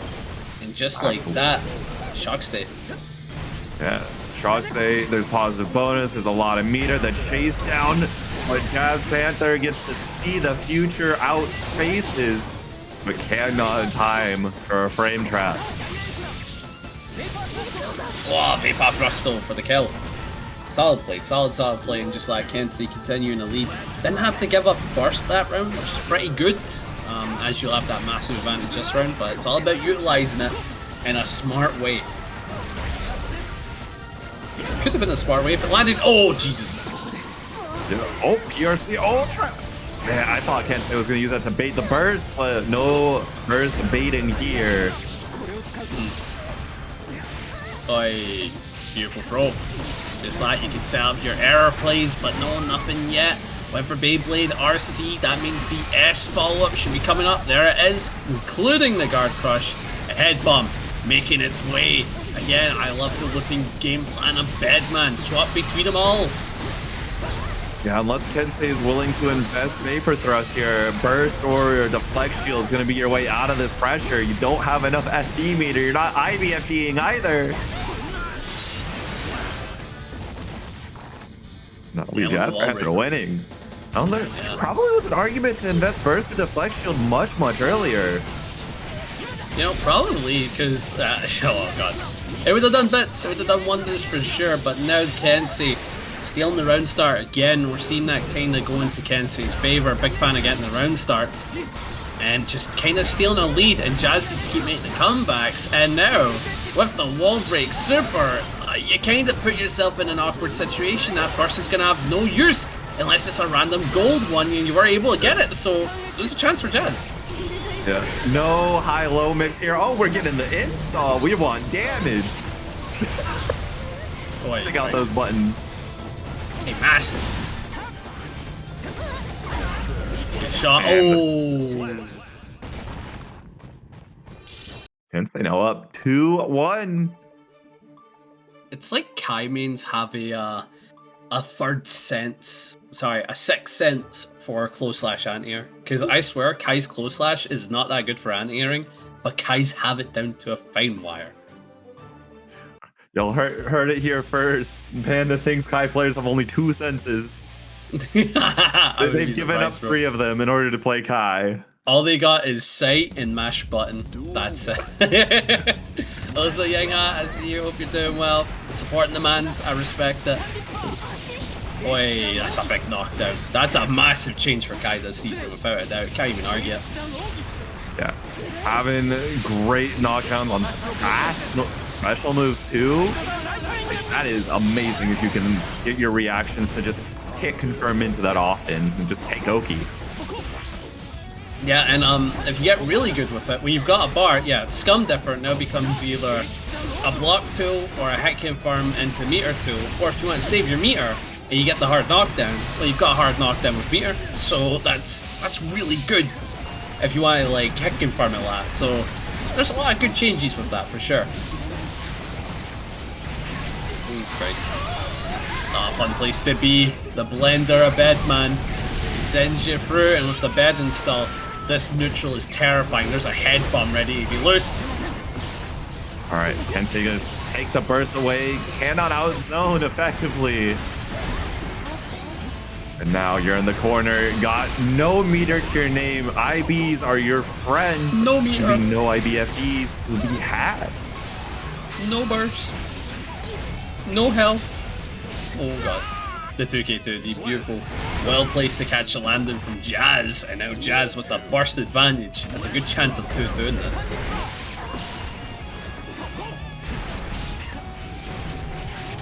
These omnidirectional dashes are putting in a lot of work for JazzPanther.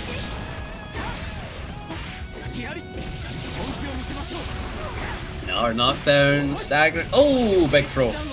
Again, we are stuck in the loop central of Street Fighter 6. Ready, take the throw. No, you aren't. Hold it again. Oh, another one. It's the RC. Not going to be able to invest any burst. And there was Shock State, so Sacred Edge, the optimal ender. I would love to see a clip of that throw loop scenario with loop scheme from Street Fighter 6. I think that'd be really funny.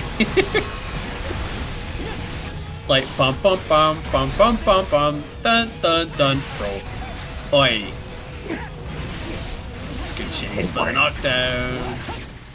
Oh, nice. Use the DP and get a great throw into the normal good old Oki. And now you're playing games with Meter and Kai. Things are going wrong. JazzPanther invest in the burst.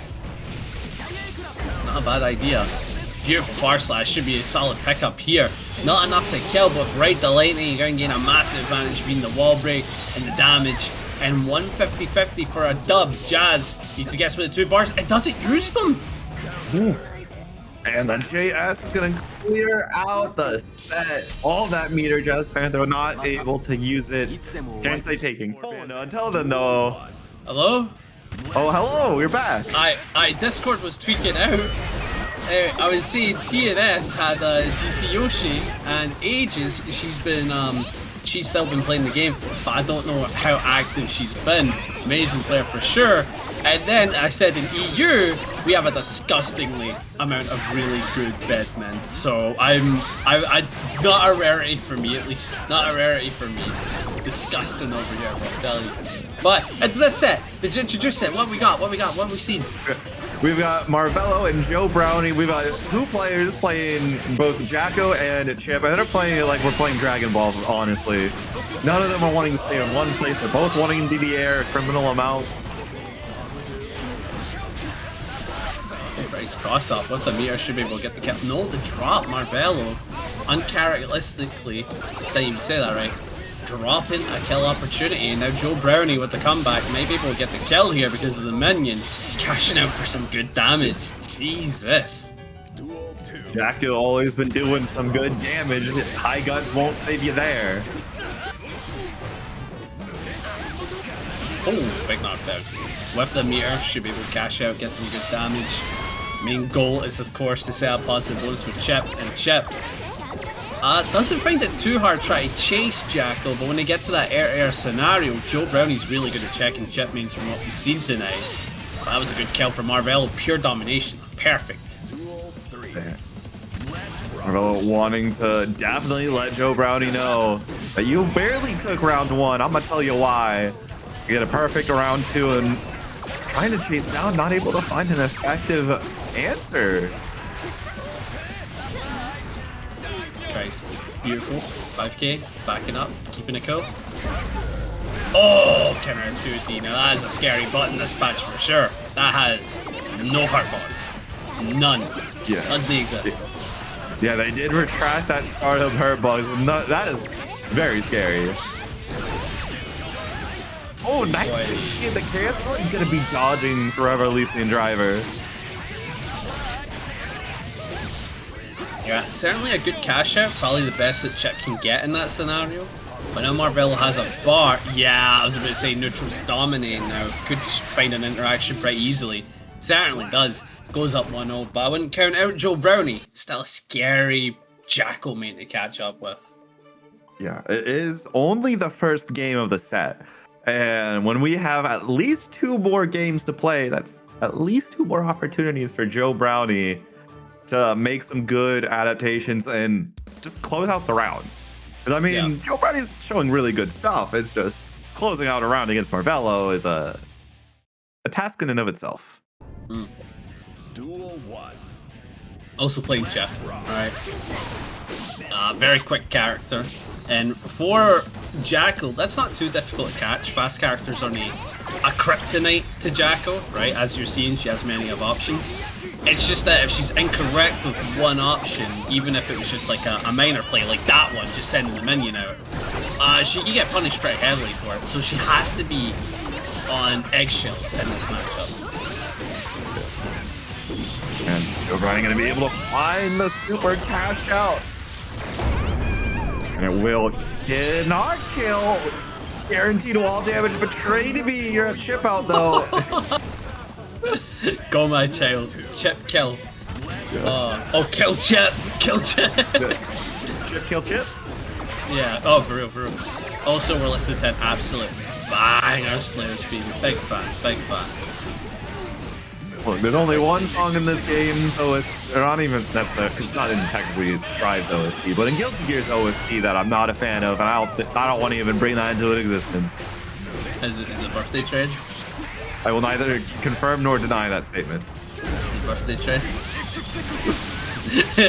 Why you confirm it? Anyway, against Superior. And because of the risk changes, this would have killed last patch, I believe. So that is a pretty good surviving scenario for Joe Brownie, but unfortunately, gonna get caught by the low. And now, between these two, we're in final round. Both have burst, both have the round start, and the first blood goes to Joe Brownie, getting a straight hit with that far slash. Yeah, I got a great air hit as well into a small little confirm, get some extra damage. Dancing around each other. A throw, now it's Oki time. There's no more scrambling. Oh, beautiful. Using the records and baiting the burst. Oh no. Hook, line, and sinker gonna send you through the wall. Bait confirmed. That's all about the next hit. Yeah, trades are going to be heavily in Marvelo's favor. I mean, Joe Brownie's going to die really quickly. And nice XP. The burst comes out. Marvelo finding that option. Dancing around. Oh my gosh, still gets hit. Gotta love the dancing that Chipp can put on with that movement. My lord. 2-0. And now Joe Brownie could be face getting knocked into the loser's side. A sad time for the Jackal fans. Yeah. But, I mean, it's always a huge treat watching Marvelo. Been loving Marvelo's gameplay ever since Season 1. Also gotta love the name. You know, he's looking forward to that beta. Hope he got in. What about you? Were you able to get in? Were you successful with those emails? I didn't apply because the game does not interest me. Oh, that is controversial. I mean, but, not every game is going to be for every person, and this is true. You know, I'm choosing to just let people enjoy it. I'm not going to ruin out anyone's parade. Yeah, you will have fun. I'm going to have fun in my fighting game. Of course, that's completely fair, but Twitter will do. Marvelo on set point now. Could potentially knock out Joe Brownie, and Joe Brownie, like it's getting a bit more difficult as the set continues. I think Marvelo's starting to get the rhythm of approaching into minions there. My goodness. Marvelo's just pressing buttons now. Going halfway across the screen just off Rekka's alone. Oh, Jesus. Nice. The Rekka into the overhead. Can bait burst off this. Doesn't get it. Joe Brownie still has an opportunity. But if that helps, I don't know, man. I don't know. Got the shield.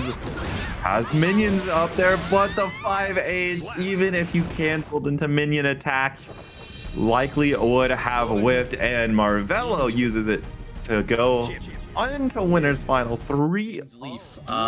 This is one of the scariest matchups of all time for Millia. And despite the fact Millia got stronger and Pot got weaker this patch, I think it's still probably Pot favored. Boy. Yeah, I mean, it's always going to be Millia Potemkin, right? Millia has the win condition of getting 3-4 different hits. Oh! Potemkin just needs 1.5.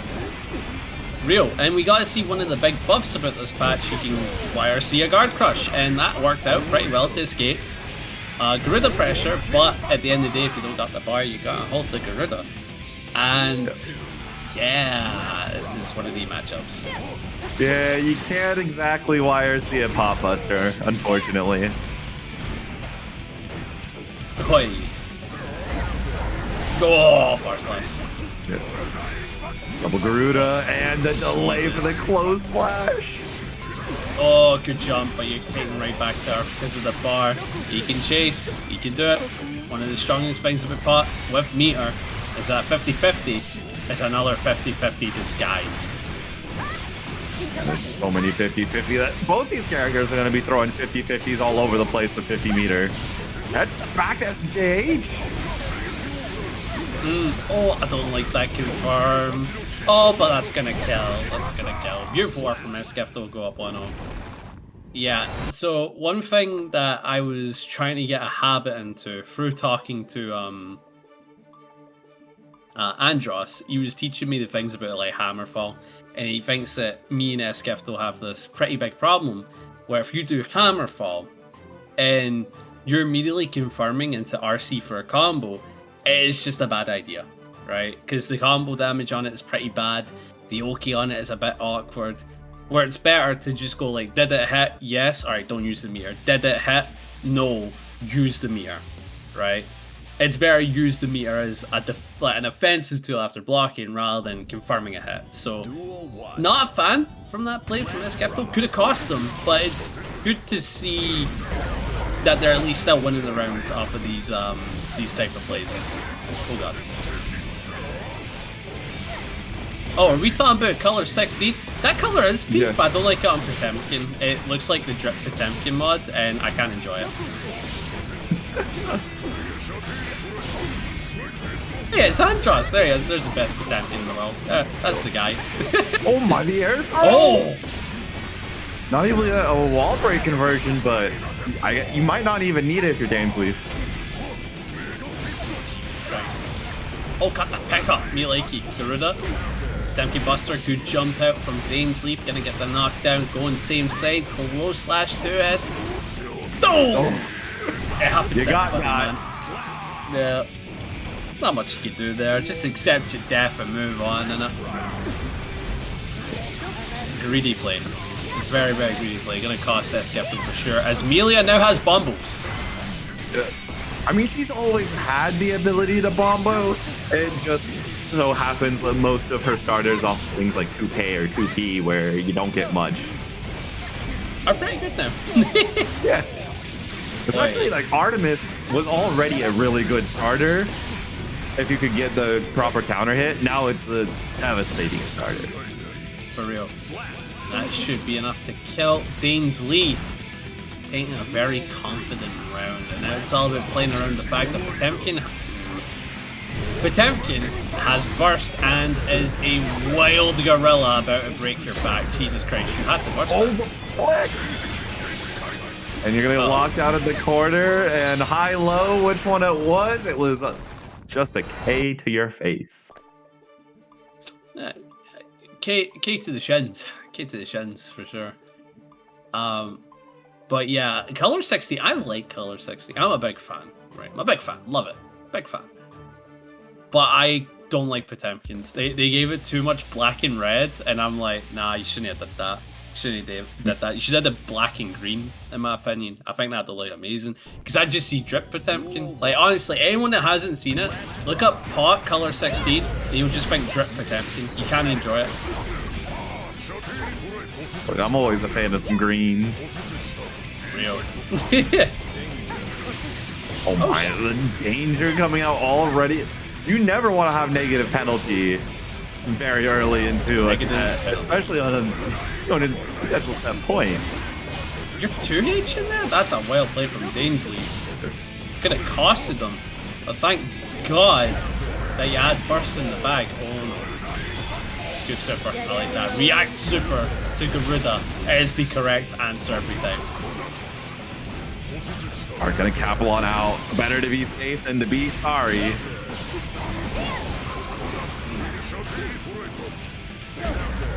Nice. Good knockdown. H this. Right side. Well defended. Going low again. Well defended. The jump in. Doing the work though.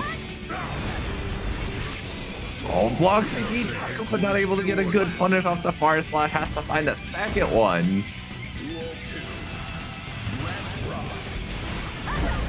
Oh, nice. Oh.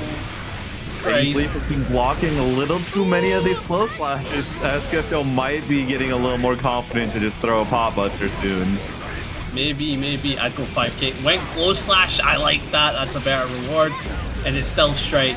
It's just that I find 5k to be very consistent. Oh, Christ. Nice hit here from DaisLeif going left side. Able to get the low. Right side. Mid into low. Catching Skepto. How do you work with the burst? Holding out. And the burst comes out at the wrong time. One of the most predictable times for DaisLeif. That'll be game one. Just a really good read from DaisLeif, right? You've gotten your opponent down to that point of health. So, like, DaisLeif is just well aware, okay, you're not giving up burst anytime soon. That's my opportunity. I'm going to cash out. I'm going to kill you. And they do exactly that. It was just a clever play for sure. Duel 1. Let's rock. Oh, right. Oh, immediately. Oh, no. I love this play so much because it is surprisingly risky. Believe it or not. Surprisingly risky. Probably better just doing Carrot Pot Buster. But I think he does that because it beats specifically 5P, which beats Carrot Pot Buster. Oh, Christ. Set point. In a matter of 20 seconds, set point. Oh, the walk. I wonder what Skifto was going to press, or potentially a late 6P. A button was going to be pressed. Oi, good pick up. Right side with the disc, Beyblade out.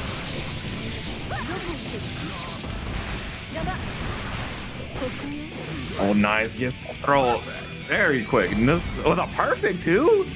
Yo, this might not be set point after all. Who knows, man? Oi, hammer follow stars off. Just that. Welcome to the blender. Close slash is my option. Garuda. Close slash is another option. Nice, good knockdown.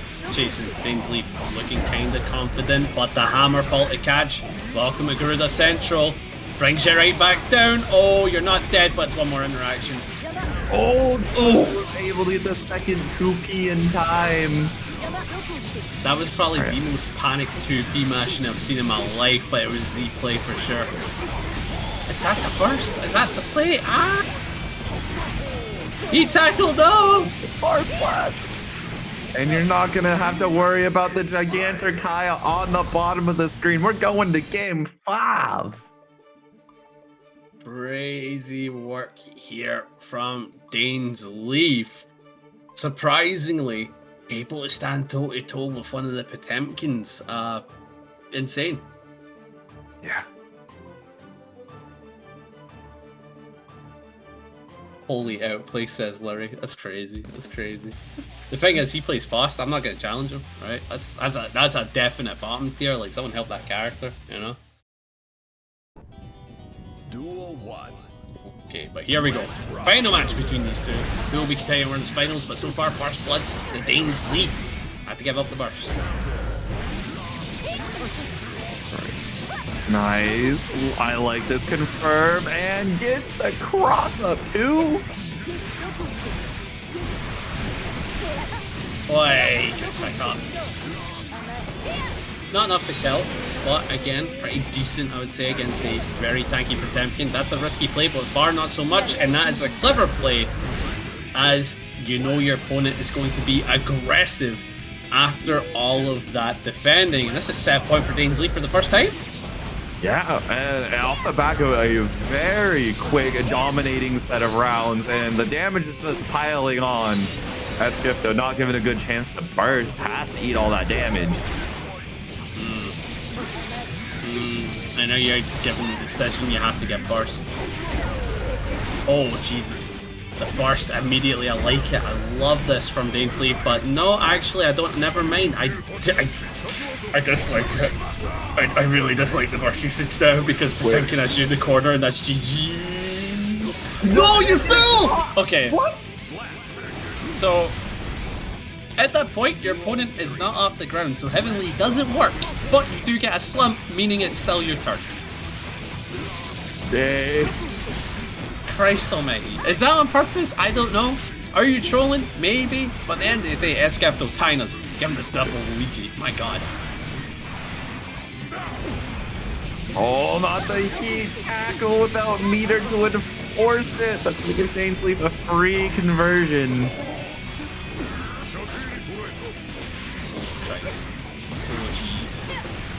Oh jeez. Good block. The throw, not enough to kill, but the health is so minuscule. You've got burst on your side, went for a throw, the burst. You've got no meter, you've got nothing in the bag, but you got knocked out. Yeah. Went safe, went so safe. Oh, the JD with Pop Buster's not gonna get punished. The clash and Dar's gonna cancel. Oh no! Yeah, I think what happened there. Doesn't come out frame 3. F frame. I thought you got frame 3. No, it comes out on the active frame of Potbuster. That way he can be fuzzy mashing, but he doesn't have armor frame 3. Like, he doesn't have like an armor tool, it's just supposed to beat specifically fuzzy mash. Crazy, right? Yeah. We don't gotta worry about any armor here. But Joe Brownie is making Lurry have to use... Oh, use Burst is actually pretty brave. Ooh. Never mind, I actually never doubted you. You never doubt the Lurry. This is interesting. Two characters that have a ton of personality to them in terms of like what they do. Both have their own little sons that do their bidding. But Joe Brownie is certainly playing the stronger of the funny Chud Son characters. That is too true. Another meteor. How many has Lurry got? And catches them landing perfectly. I want to see the RNG on that because that's been ridiculous. Like how many he's gotten. Nice. Bro, Okay, Lurry's spending all this luck that should be used on winning the lottery and getting meteors constantly.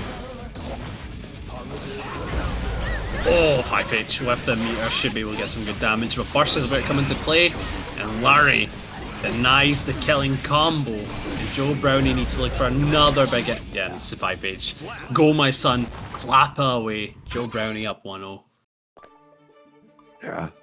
Round going quick there. These two are playing something fierce. Ooh, I like that. Something fierce. But let's see.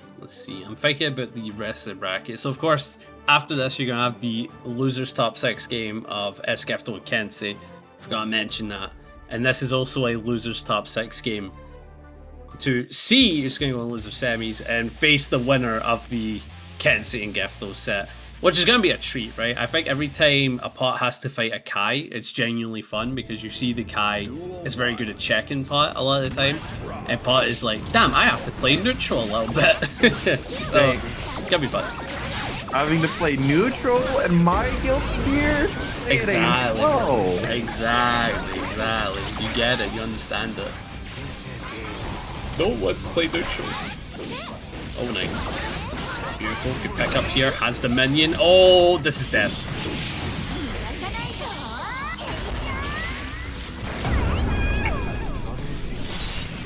Very nice from Joe Brownie. Whip up. Perfect as well. Yeah. Joe Brownie is looking a little unstoppable. Trumpet coming out, not going to be gotten by Lurry, though. Has to respect the family, betraying the air throw. And Nubenheimer with our raid. Welcome in, everybody, to Losers Quarters, where we got Joe Brownie and Lurry, Escafto and Kensei on the other losers set. Well, DainsLeif and Marvelo are in winners final. Hope your stream was great. Welcome for the rest of Paragon line top 8. Yeah, I want you to tell us how your character grind has been going as we continue on here, but Lurry needs to try and make a comeback happen. Joe Brownie only needed the one hit, the hammer able to do bits, killing the minion, but the clapper for the kill. Joe Brownie up 2-0. Better knock out Lurry. Yeah. Man, Lurry really just struggling to find anything to stick so far, but we did see this situation where Lurry's opponent got 2 wins very quickly in a row, and then Lurry came back to take the set right back. There's a good opportunity of Lurry certainly making that comeback happen, but I feel like Geko is just a better character at keeping a character like Faust in check. Like, the minions really do a lot. You can't throw out some of his normals because they're dead slow, like 6H is slow, Frost is slow, 2H, being fast, does have a bit of a hurt box on it, so can be caught. So you're seeing Lurry's just not getting a chance to really throw out much. Oh god, but Joe Brownie making a massive mistake. And can't be making very many mistakes whatsoever. That's going to get immediately punished when you're facing someone of this skill caliber. Chase. Oh, okay. And Chase 2K. Gonna get punished with the 2K. Goes right side for the 2K 2D. Into kill. Set point for Joe Brownie. Could knock out Lurry right here, right now. You quite the shock to get eliminated here and now. Lurry gonna do everything possible to avoid that fate. Hey! Snap, snap, snap. Nice afro for you. Hope you enjoyed the disco. Gets the pickup. A burst tape. Sends you back in the minion parry. Doing wonders. Again, that's how Joe Brownie takes so much space. Look where he is. Look where he is. This is mid-screen. This is the wall now. Oh, the air throw! Oh my gosh, these two players have just been massive with them this entire night. Christ almighty, man. Oh, beautiful yeet. Not enough to kill. Lurry trying to make a shimmy play happen, or maybe make the meter get used, but Joe Brownie doesn't use it. Clever player, just jumps back, sends the minion, do my dirty work, get the kill. And Joe Brownie takes it. Oh, we'll get to see this in prime form now. Both players are ready to start it all off. And then shock state is still applied, even if you flex a projectile. Very decent thing to have for the Kai. Do not let it go unutilized. Boy. Christ, these usages, man. Oh! Kensei, did you just deny heavily Potemkin Buster using a DP? I think so. I mean, there's got to be some level of mental damage done that you can't come back from. At least not in this round. If I'm honest, I have no words. I genuinely have no words. I think... I don't know. I have no idea. I didn't know you could do that, and now that I know you can do that, every DP character has an air version. Watch out, man. That's no longer free heavenly.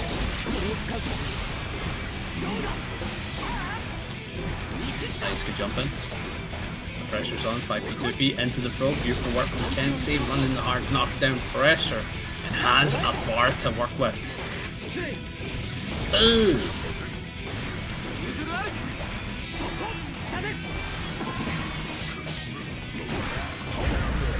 Oh my! Tried it. Try that pop buster. I saw it. Hey. Nothing wrong with a cheeky pop buster, alright? Oh, no pickups! Burst in there. Hammerfall to get in. Garuda. Again looking for DP as Kensei friend the last time. Yeah, you got something you gotta think about. Yeah, Kensei that's a really good reaction from Kensei. Probably was buffering DP too. It's just all the red flash with the armor. It's like, alright, send it. Yeah, if I'm honest, like I said, Kai seems like he's going to be a pretty solid character check in pot, and it seems like I'm just correct with that, right? Checked armor every time, DP's been an amazing check. Like, we're seeing that nothing's guaranteed, but again, one thing that's still pretty good is Garuda into Pop Buster. It is a classic, and that should be death. Yeah. The good old, oh, I Pop Bustered you with 50 meter? Or not even 50 meter, like 40. You're gonna die here to a fast Red RC combo. Yeah, I want to specify something. It is definitely a reaction play. Kensei is throwing out these normals to specifically check Hammerfall RC and Hammerfall using the armor. So if he sees that the 5p hits, he can hit confirm into DP because of the slowdown of armor. So it is totally a play on reaction. You know, if you fight against armor, you can easily counter armor. It's very weird. It's very, very weird. So Kensei, unironically, on point with the reactions, I would say.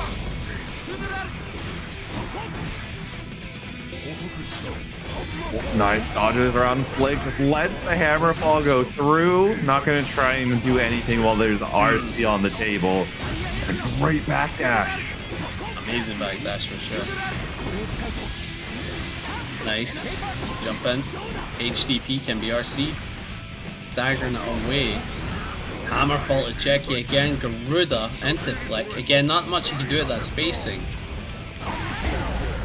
Beautiful. Backdashes, and now you've got to be put in the blender. Just gonna backdash the Garuda, just increase that spacing, and dodges what could have been a round-ending pop buster.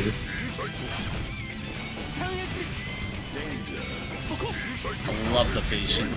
One for the flick. Danger's in play, 1 HP. Hawk can be chipped out. So blocking a DP could mean death. You gotta be so careful, and it's a fireball that does the deed. I was so scared Kensei was gonna get negative penalty there, because that would have been devastating to lose your burst against Potemkin. Oh, Christ. Beautiful, bro. Beautiful, bro. Welcome to Street Fighter 6. Beautiful, bro. God, that was a Kensei round. You give this man his medal, give this man his trophy already. That was some amazing offense. And believe it or not, that took a lot of courage. You can't just look at that and go like, oh, you just threw him. No, he picked the correct option 5 times in a row against the big body that would kill him once for being wrong. That was amazing from Kensei.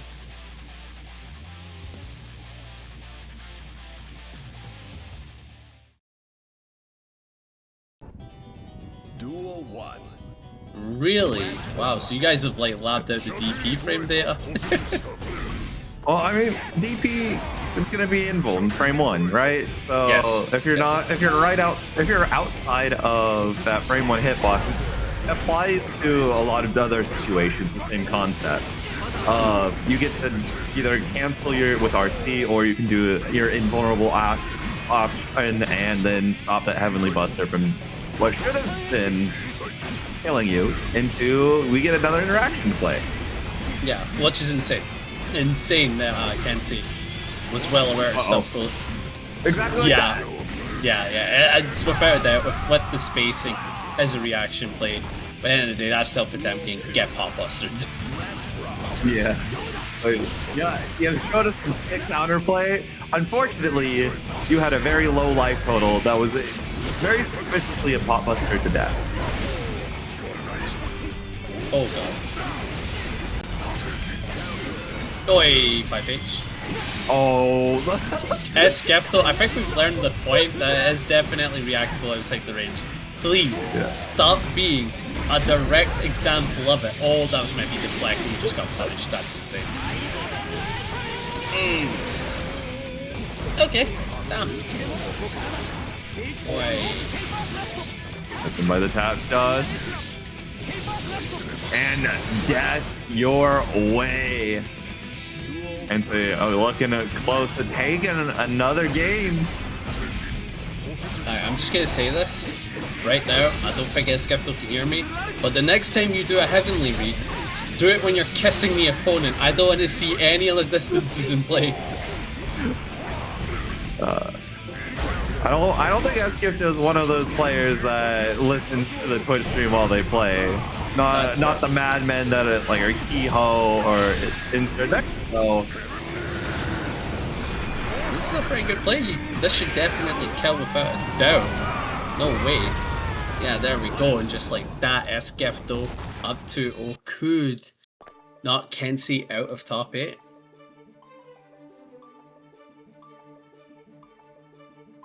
Fists are dominance.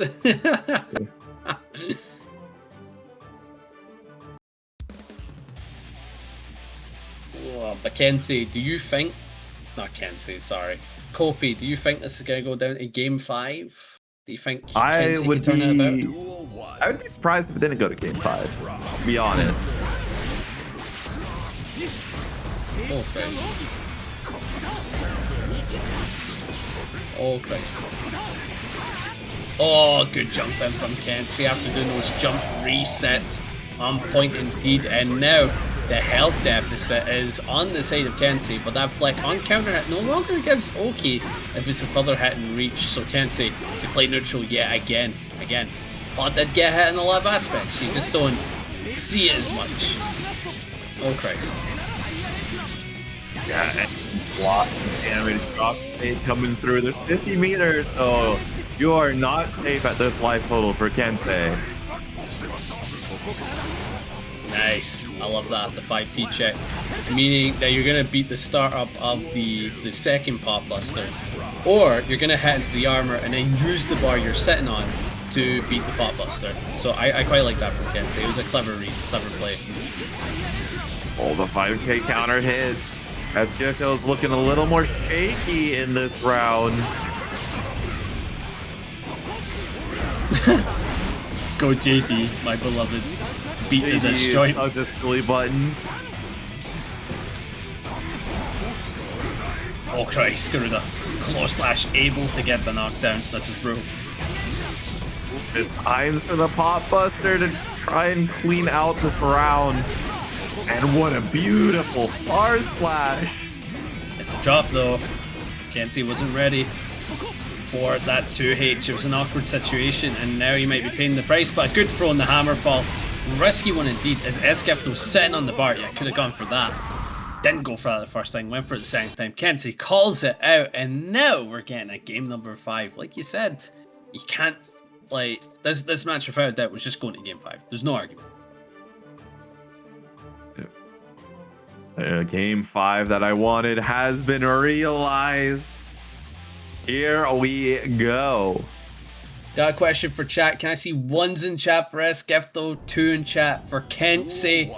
I want to see who everyone's supporting. I'm a big fan of both players, and I want to see who everyone's picking. I expect to see one person picking 2 without a doubt. With the back throw, first blood for Escafto, and oh no. The knockdown. Oh jeez. Yeah, that's your life bar. It is forfeit.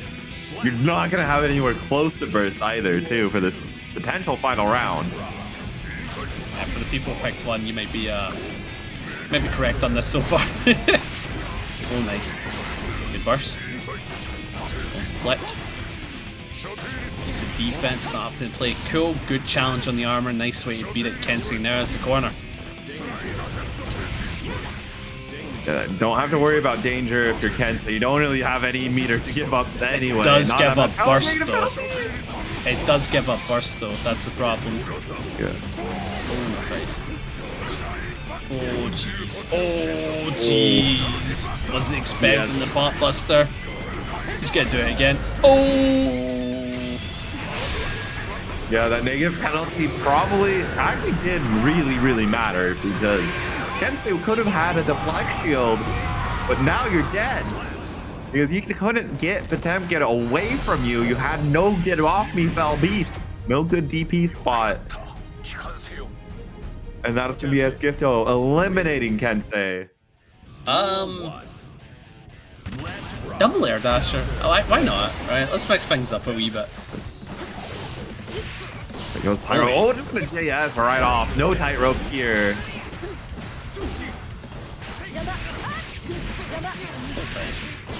Decent pick up. The DP to deny though. Oh, nice shimmy plated back up. TP not gonna work out. The disc gonna be counter hitting that for DainsLeif, and yeah, Marvelo not gonna invest burst here. You don't have to worry about burst baiting. Bum bum bum, my things into stone. I'll leave the stuff. I'm sorry, I'm vibing. Alright, going for the 2Ps, not getting anything. Amazing jumping, and now DainsLeif can be able to get a full combo here. Pretty decent. Oh. Definitely no hard knockdown for DainsLeif, but runs right into a far slash counter and a post wall break. Good by your health bar. Just continuing linking 3 confirms together for a round win. Now, even though you won that match, that round even, sorry, DainsLeif is still sitting on a full bar of burst, so that advantage is on Dane's side, and certainly could put in some good work. You've already got the corner, you got Marvelo blocking, this is already looking pretty good for you. Jeez, the damage, man. I understand these characters are squishy, but my goodness, any of these characters get out. And it looks like DaisLeif's decision to reset on the combo there before having burst shot is going to be really effective now that Marvelo can't take any hit whatsoever, and it's actually in danger of being chipped out too. Okay. Nice. Able to get the hits here and there. Oh, the bait. You got punished for that one. Dain's gonna be taking the first game. I'm sure that was supposed to be air throw, and the JD came out instead. DaisLeif thought, oh no, I'm gonna get punished for this, surely. And then gold burst, and that was punished. What a way to end a round. It is insane to see the damage between these two characters. Yeah.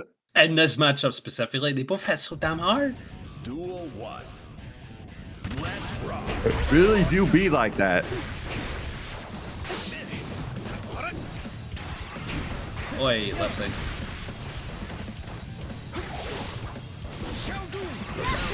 Jumps in. Oh. Oi, oi, oi. Beautiful throw, and just that Marvelo got the corner. He's just running the pressure. Got all the tools in the world, the Rickas, the pokes, the normals, but a good way to fight out. DainsLeif not giving a damn. Oh my goodness. Well, oh, we're just sticking on the tightrope. Oh my, the trade. Oi. Beautiful. Nice far slash going back and forth in terms of pokes. Not enough to kill, needed to commit to like a haircut, I believe, or if not, had to just chase for Oki. But that was a good 5k to deny and just let DainsLeif got the advantage again. This is a goofy matchup. Round starts 6H? DaisLeif? There has to be a reason. There has to be a reason. DainsLeif seems like too much of a calculated player. There has to be a reason for that 6H. I mean, it ended up doing like 55%. So there is that. Oi. Good 6p to deny the dash up. I remember hearing a big tip from really good Chipp players in EU. Like his name was Sin. He said if a Chipp is running up on you 9 times out of 10, he's doing something 6p-able. And the probably same goes for Millia. Both quick characters, both going for it in a 5H, 5S, or like a 5K or something like that. Something 6p-able for sure. Marvelo well aware of that.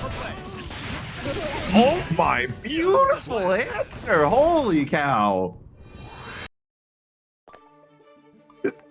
Just hop up and air throw off that tightrope. It's not a safe place.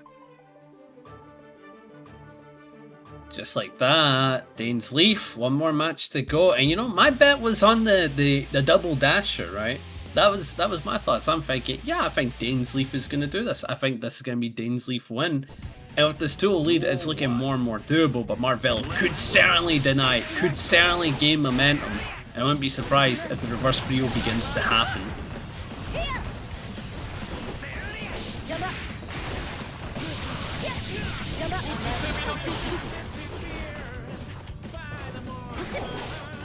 Okay, look at all this. He's trying to play around. DainsLeif is wanting this to be a 3-0.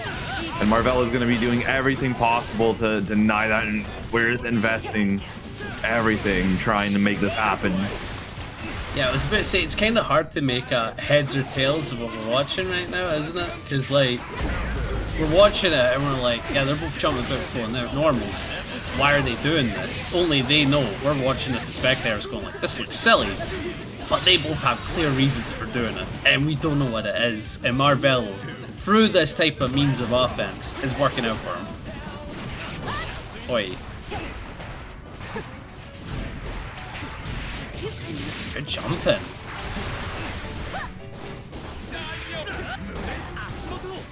Oh, nice backdash on the Rocket too. And the DP. Oh my gosh, the 2H. Play, send you through the wall. Good denial. Both of them playing around. 6 feet denied the airspace. I quite like that from Marvelo, who's running the corner pressure. Good jump out. Yeet into the back row. And just let DainsLeif has the corner, but the JD to deny. And the health is so minuscule. Has to be careful. Gets hit, could lead to death. And the 2K, that's all you need. Stick out the foot. You know, a little shin tap, you know, not like nothing wrong with checking the shins. You know, get that low, get that counter hit, send it out. Of course, of course. And again, we're going into the next match. Marvelo taking a game, 2-1, game number 4.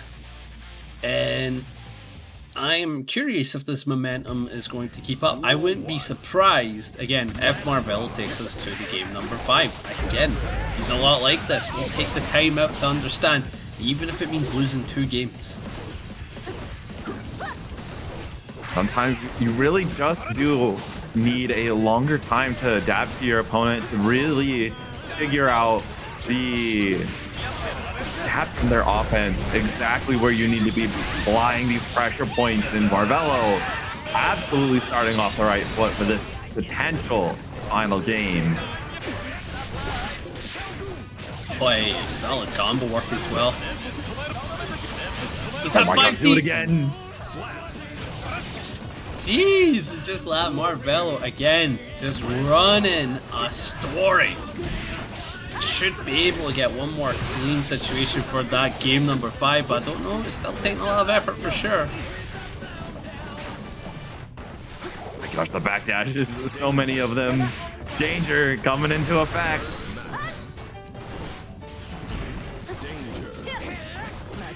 Oh, guys. Left side well defended. Oh, Knocked but the down. toes, they aren't. Oh, Christ. I quite like the offense. Looking for an opportunity. 2K2D just like that. Marvelo. Wait, look at the health. It's neck and neck. But DaisLeif gets the counter hit, and this should be a solid pickup for a good chunk of change. I know Marvelo needs to make the work happen with that burst in the bar, but Chipp can certainly do so. We're seeing it with the BRC. Absolutely. Oh, is this gonna be safe to it? No, it's not. The super is gonna take us to set point.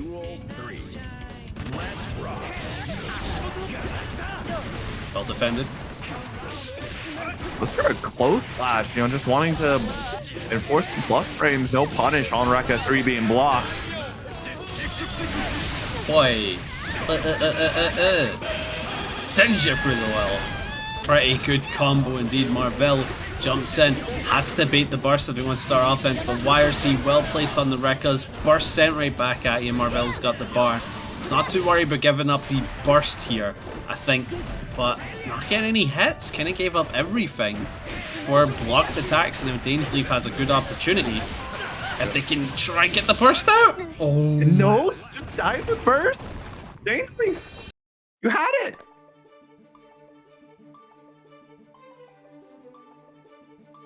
Oh no. Okay, so that means we're going into game number 5. Wait, is this not game number 5? No. Am I stupid? I swear this is 2-2. No, it's only 1-2. That was a No. potential 3-0 for DaisLeif that just got ruined by Marvelo. I swear to you. I swear to you that we were on game number 5. I swear, I promise, but I could be wrong. In fact, you know, we'll find out, because if they come off the station after us, that's what I'm saying. We'll find out. Boy. The bait on the DP. Oh!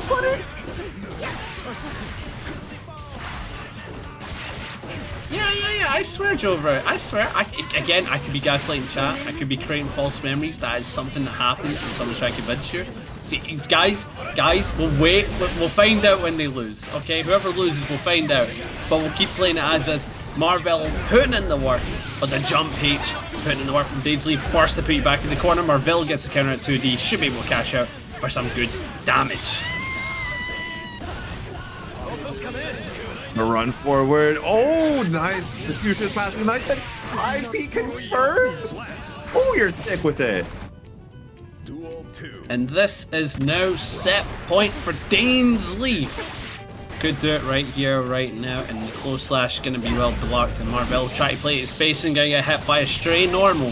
DaisLeif cashing out for some good damage, and with the winger super, should be able to get a solid knockdown to run wherever they want. Marvelo going to have burst right here and now. You get one chance to use it. The first Bay just got sent. DaisLeif was not going to even trying to hide. Oh my god, this is Kiske.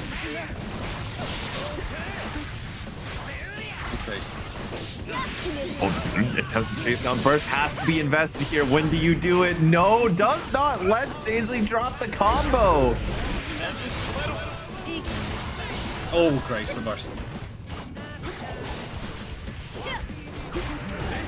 Oh Christ. The overhead into the RC. This should be a good pickup.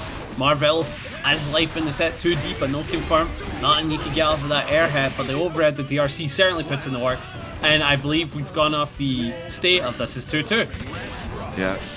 Well, final game, final round. Marvelo has the burst advantage. DaisLeif has to make something come into effect very, very quick, unless you want to get sent down to losers final this quickly. Good pick up with the rope. Should be able to get some good damage. Opting for the Super DaisLeif, about to face loser's side if they don't use this burst correctly. Oh. And just doesn't use burst at all once again. And that's going to be Marvelo taking off the set, moving on to Greg. I did take that picture, so. Yeah, oh, there you go. Never mind, bros. Visited Japan, got educated, got involved in the culture. I like that. Oh, Oh no, not the spider. Oh, the backdash! Brave. Nice. Beautiful. Sends out the minions. Jumps over the JS. Beautiful pickup. Just like Joe Brownie. 2k pickup. Should be able to get some decent damage. Has 2 bars to work with. This is a brutal scenario for Esquifto. Yeah, that's death. There's nothing you can do about it. Just, yeah, No. GG. Go next. At least you're out of the situation, right? Is that incredible copium? Maybe. Okay. Yeah, no, it was. Absolutely was. No, that was hopium. We are on the hope train. We are joy baiting, okay? Joy baiting? Yeah. Oh, Christ. Oh! Brings you down the earth. The backdash on the close slash. Oh, it's been a long time since I've seen someone confident enough to backdash Pot's close slash. It's only active for 4 frames, you know what I'm saying? Propaganda begins. Yeah, but also the punishment for failing that was going to be death. This is true. The Potemkin delays the close slash to a decent degree. Nothing insane. Just a tiny delay can catch a backdash, right? Just a frame. Yeah, just a frame. So in terms of this matchup, I don't know if this is also Esquifto's kryptonite, right? If I was to ask Andros what he thinks about this matchup, he'll say something like tricky, but still doable, right? So like he's thinking like at least even or like a good bit of back and forth, right? And I believe it was either Esquifto, Daegubus, or something like that. We have the same thought process of like, Jackal's my kryptonite. I hate fighting this. This feels like a 7-3. Very difficult. Very, very difficult. Duel 1. Let's rock. I wouldn't say it is an awful matchup for Pot, but it is a matchup that feels awful for Pot. Unsummoning the minions. The meters are getting low. A thrower's going to reset everything. Give Joe Brownie all the meter necessary to, you know, force his first out from Esquifto. Boy. Nice. Beautiful. That 5D into the RC. Should be able to get the kill. And Joe Brownie continuing the lead, not having to give up burst or anything so far. Oh, Christ. Double. Alright. Joe Brownie. Oh, you get low profile. Good old low profile buttons. Oh, you're dead. Good old Gekanter Kai. So, interesting thing. If you're a character with a DLC 2K or an actual 2K, and Potemkin's close to you and he does close slash with the Garuda or Flick, 2K will beat both of those options. You'll go under the Flick and you'll hit Garuda. But only if he's close to you. If he's far, Garuda will space you and you whiff 2k, and for some characters you're able to block in time, for others you get hit by it. Oh my gosh.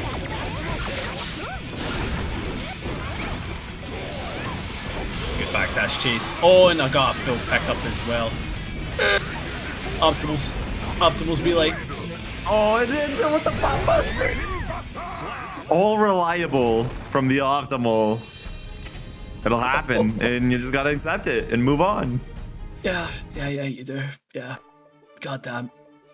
Esquifto made a very good read though.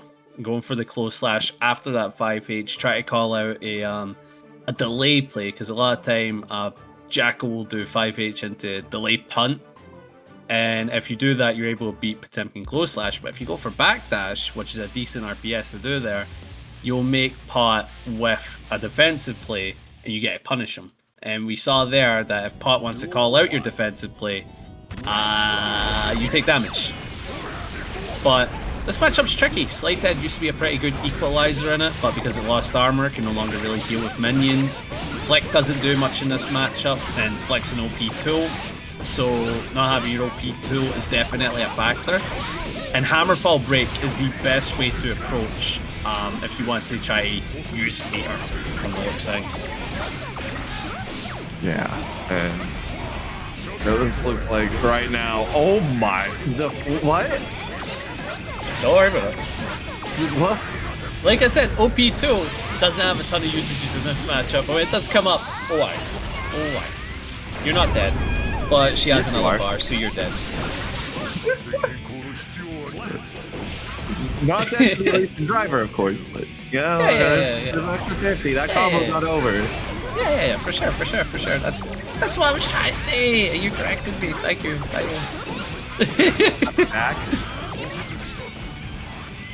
Yeah, you see, once Pot is put in the corner like this, your answers are very limited, and Jacko just kind of gets to do what she wants. But if you call it run, that's the way you go about it.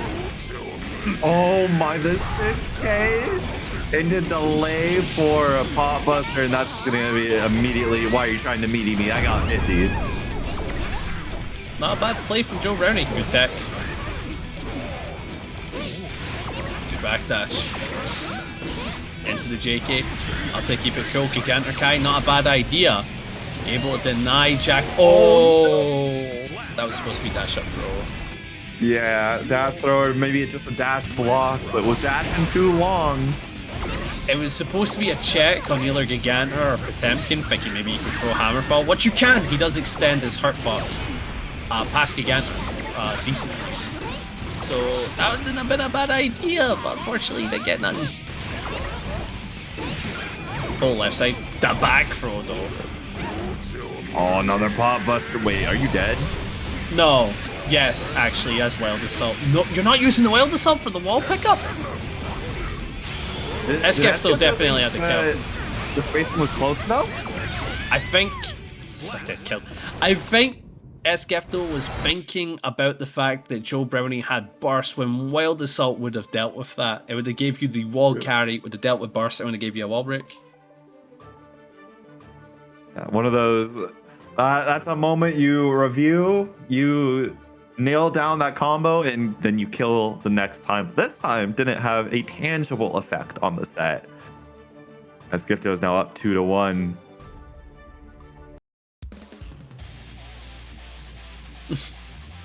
Guys, I just got a DM from one of my boys. Basically, me and Backpack, we played a set last night. He hasn't played in ages, and he was complimenting me, and I was like, "Yeah, but I'm playing Potemkin, right?"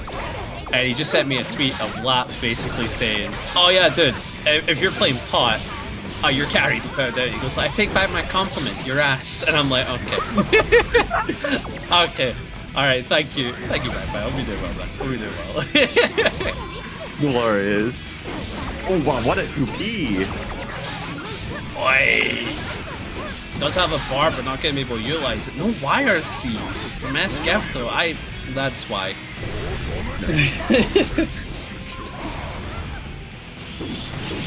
That avoids that. And that kills. clever play from Skefto, making the super whiff by essentially faking your meaty jumping. That was not going to hit no matter what. So that was a good play. Oh, that's a big drop. Oh, nice deflect shield. No blocks was, you know, ready for that space to come on out. Oh, Christ. Oh, it begins. Welcome to the blender. The answer, you.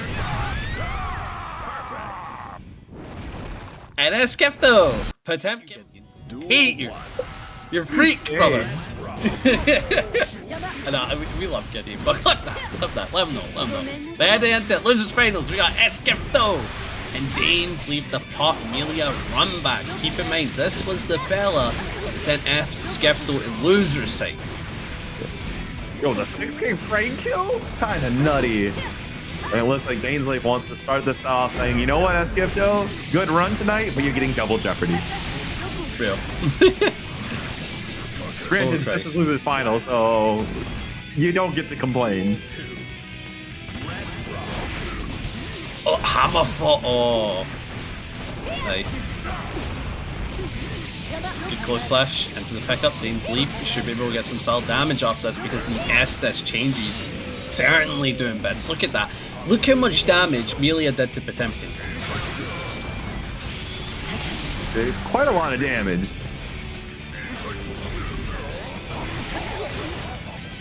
Oh Christ.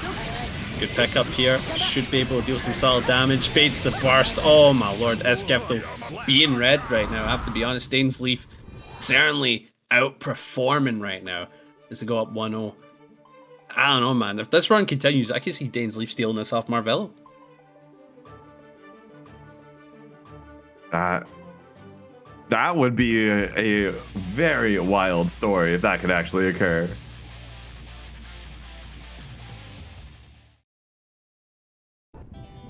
It's certainly doable. It is certainly doable, but we gotta wait and see.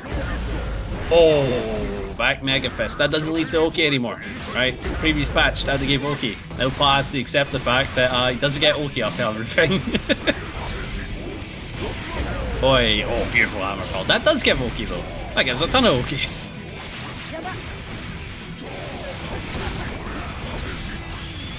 Oh, what?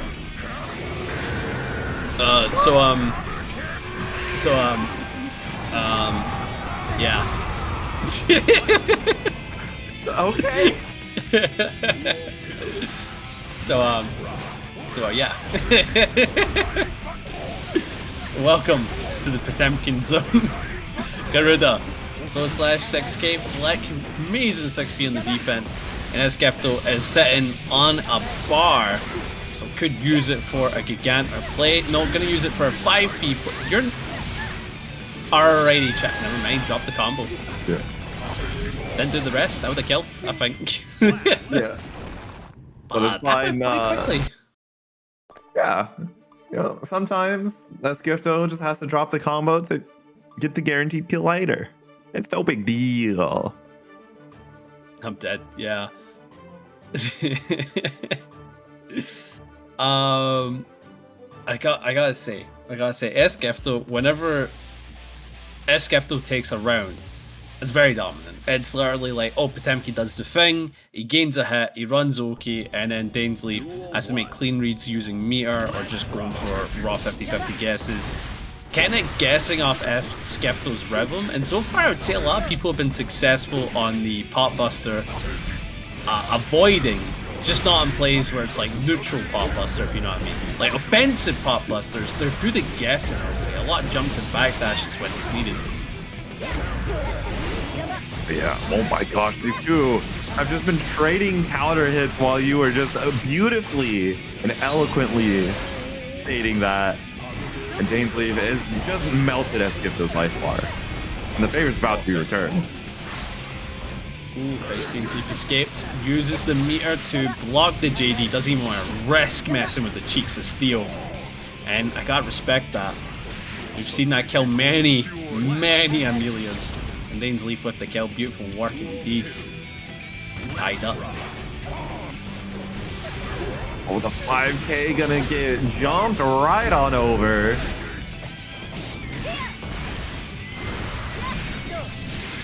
nice late JH, gonna clip past Gifto, blocking a little bit too low, a little too long. Oh, JS! Oh, but the burst is an eye cover. Boy, the hammer fall break, big fan. Big far slash, going for a 2K2D for the chase, but again, another big far slash. Not opting for the Oki, just chasing away with these stray pokes. Oh, just presses right after the trade.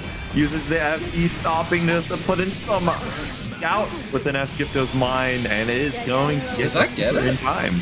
Oh, wow. Yeah, able to set up the disc and everything. Probably for meter optimization, if I had to guess. I think DaisLeif just didn't think that would wall break, to be honest. Yeah. Was going to go for the mix to kill instead. The Hammerfall PRC PB catches me off every time because that is one of the few plays I hardly do with Potemkin. It's like one of the few ones where I'm like, I should do that more. Because it's literally just like 50-50 Wii, you know? Yeah. I should use that a lot more.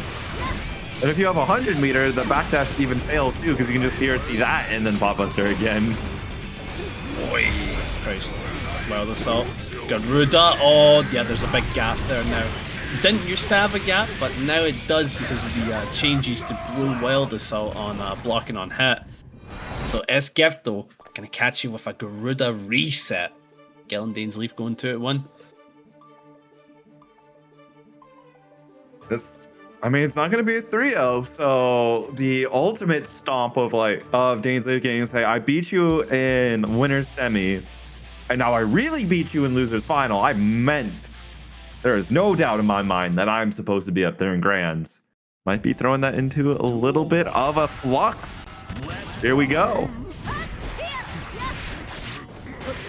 Oi. Nice, good knockdown. Beautiful, chasing.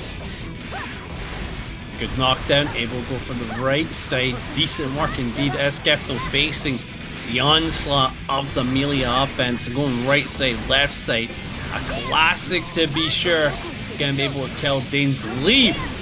Just run perfect offense. Actually, beautiful. Well-deserved perfect. Alright, I see Andros. What do you think about current Pot Jackal? Current, because I feel like losing Slidehead was a big deal. Oi. Well, assault. Arrest the cranes. You can very much die right here from a pop buster.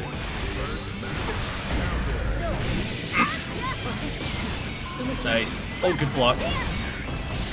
The Artemis beat it out. No 2D. Oh, that was nice. That was nice. Good block on the low, but the low reset yet again as Gifto getting caught by many a mixes. And now DainsLeif just running it to the corner. Both have a bar, and it's a classic to be sure. The PB after the PRC. He's got the bar yet again. Great, nice. Blocks the space jab, gets the wire C.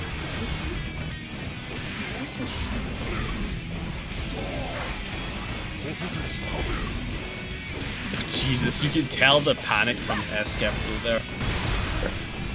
Nice deflect shield. Knows that burst likely gonna bait it in. Oh my! Iron Savior? More like Iron Coffin. Okay. If I can't reflect projectile, I reflect player.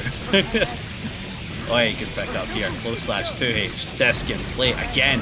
Look how much damage Millia got from that screen close slash. That is something she didn't really get in the previous patch, especially against Potemkin.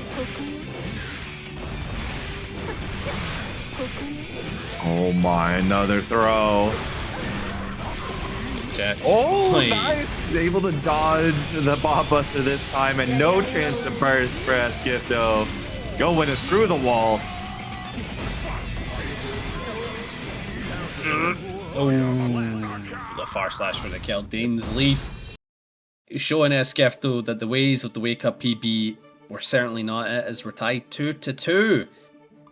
And again, Andros, I know you're responding to other people, but what do you think of current Pot Jackal? I feel like some things in neutral have kind of swapped about simply due to like Slidehead and Chipp damage getting stronger. Would love to hear. Duel 1. Let's rock. Boy, play. Oh, GS. nice. Gets big counter hit. More big counter hits. Oh, boy.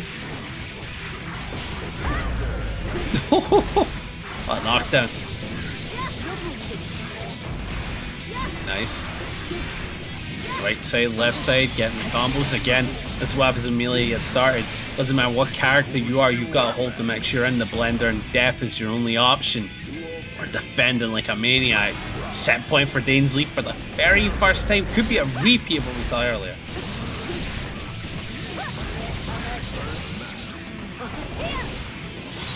Yeah, DaisLeif going on strong in this round. And oh my flicks. There's so many flicks that are whipping. Oh, Christ. Oh, Oh, nice wait, that's a big burst. gold burst. Don't JD. Oh, don't JS. Oh, no. I think DaisLeif has just gotten a kill. Yes, the Red RC will secure it. That's DaisLeif repeating history. 3. Relatively. Doesn't mean I can't yell at Samu. Doesn't mean, yeah, this is true. But yeah, welcome to Grand Finals. Marvelo, DaisLeif battled the speedsters yet again. Last time, DaisLeif took an immaculate 2-0 lead and looked almost unbeatable.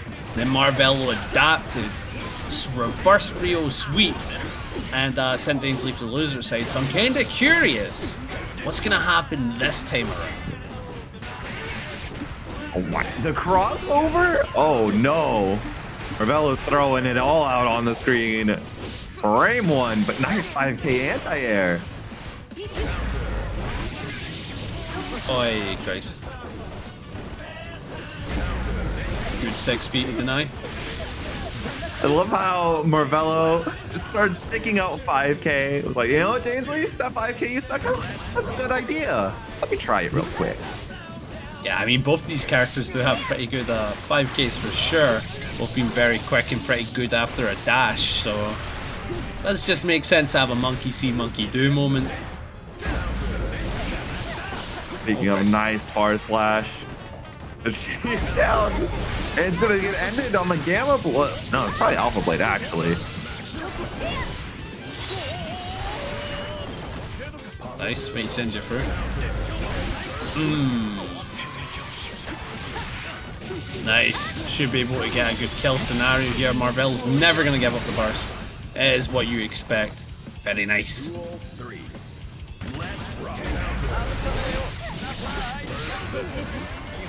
Oh, the burst gets baited. That's very tragic for DaisLeif. Marvelo could just turn this into an early game 1.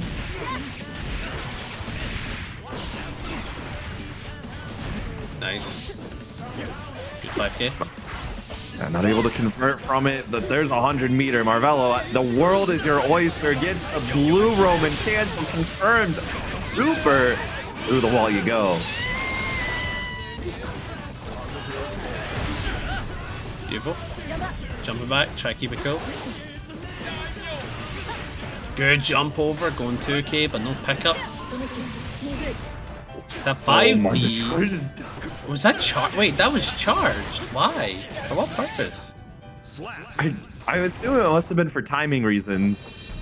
But whatever it was, Marvelo does not let it affect the flow of battle taken game number 1.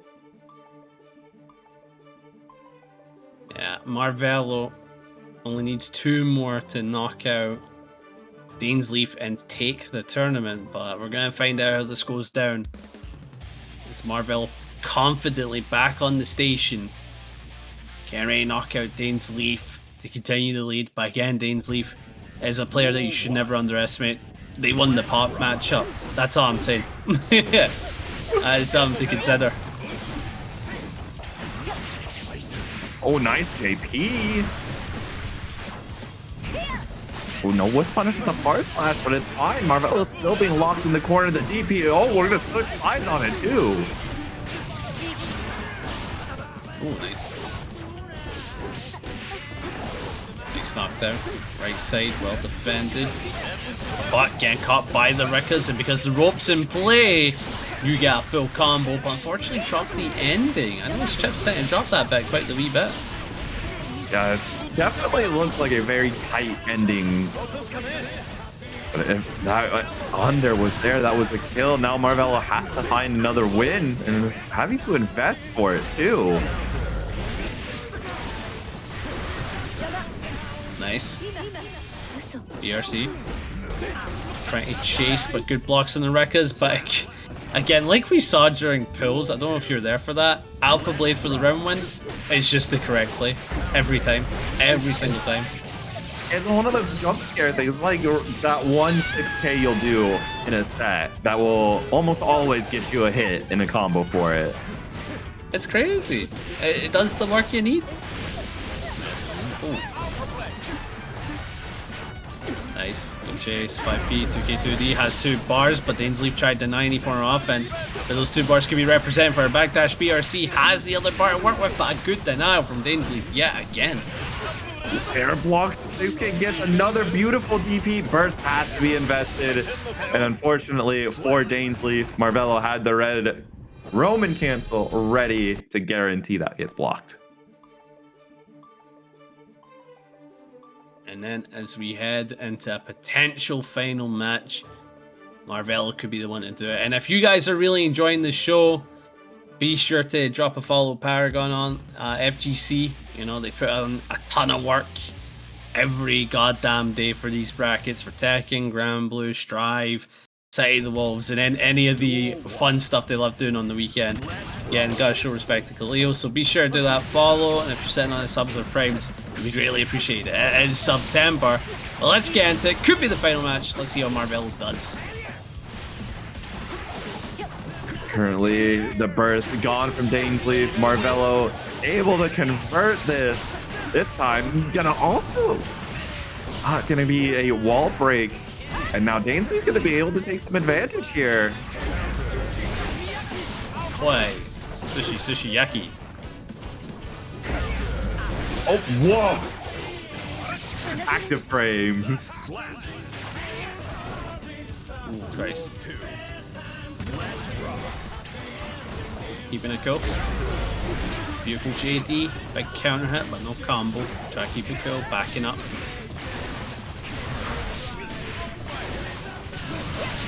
Oh my gosh, here we go. Oh, nice hit first.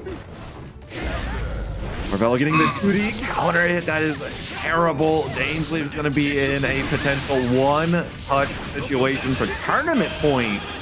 First and 50 meter can help fight back a little bit harder if necessary. Oh, the burst. And Marvelo with that. No? No, the panic super. Why are you flexing like that, Marvelo? Ain't gonna matter though. Gonna take it free or take the tournament. And it's been a bit since I've seen Marvelo take a tournament win at Paragon. So again.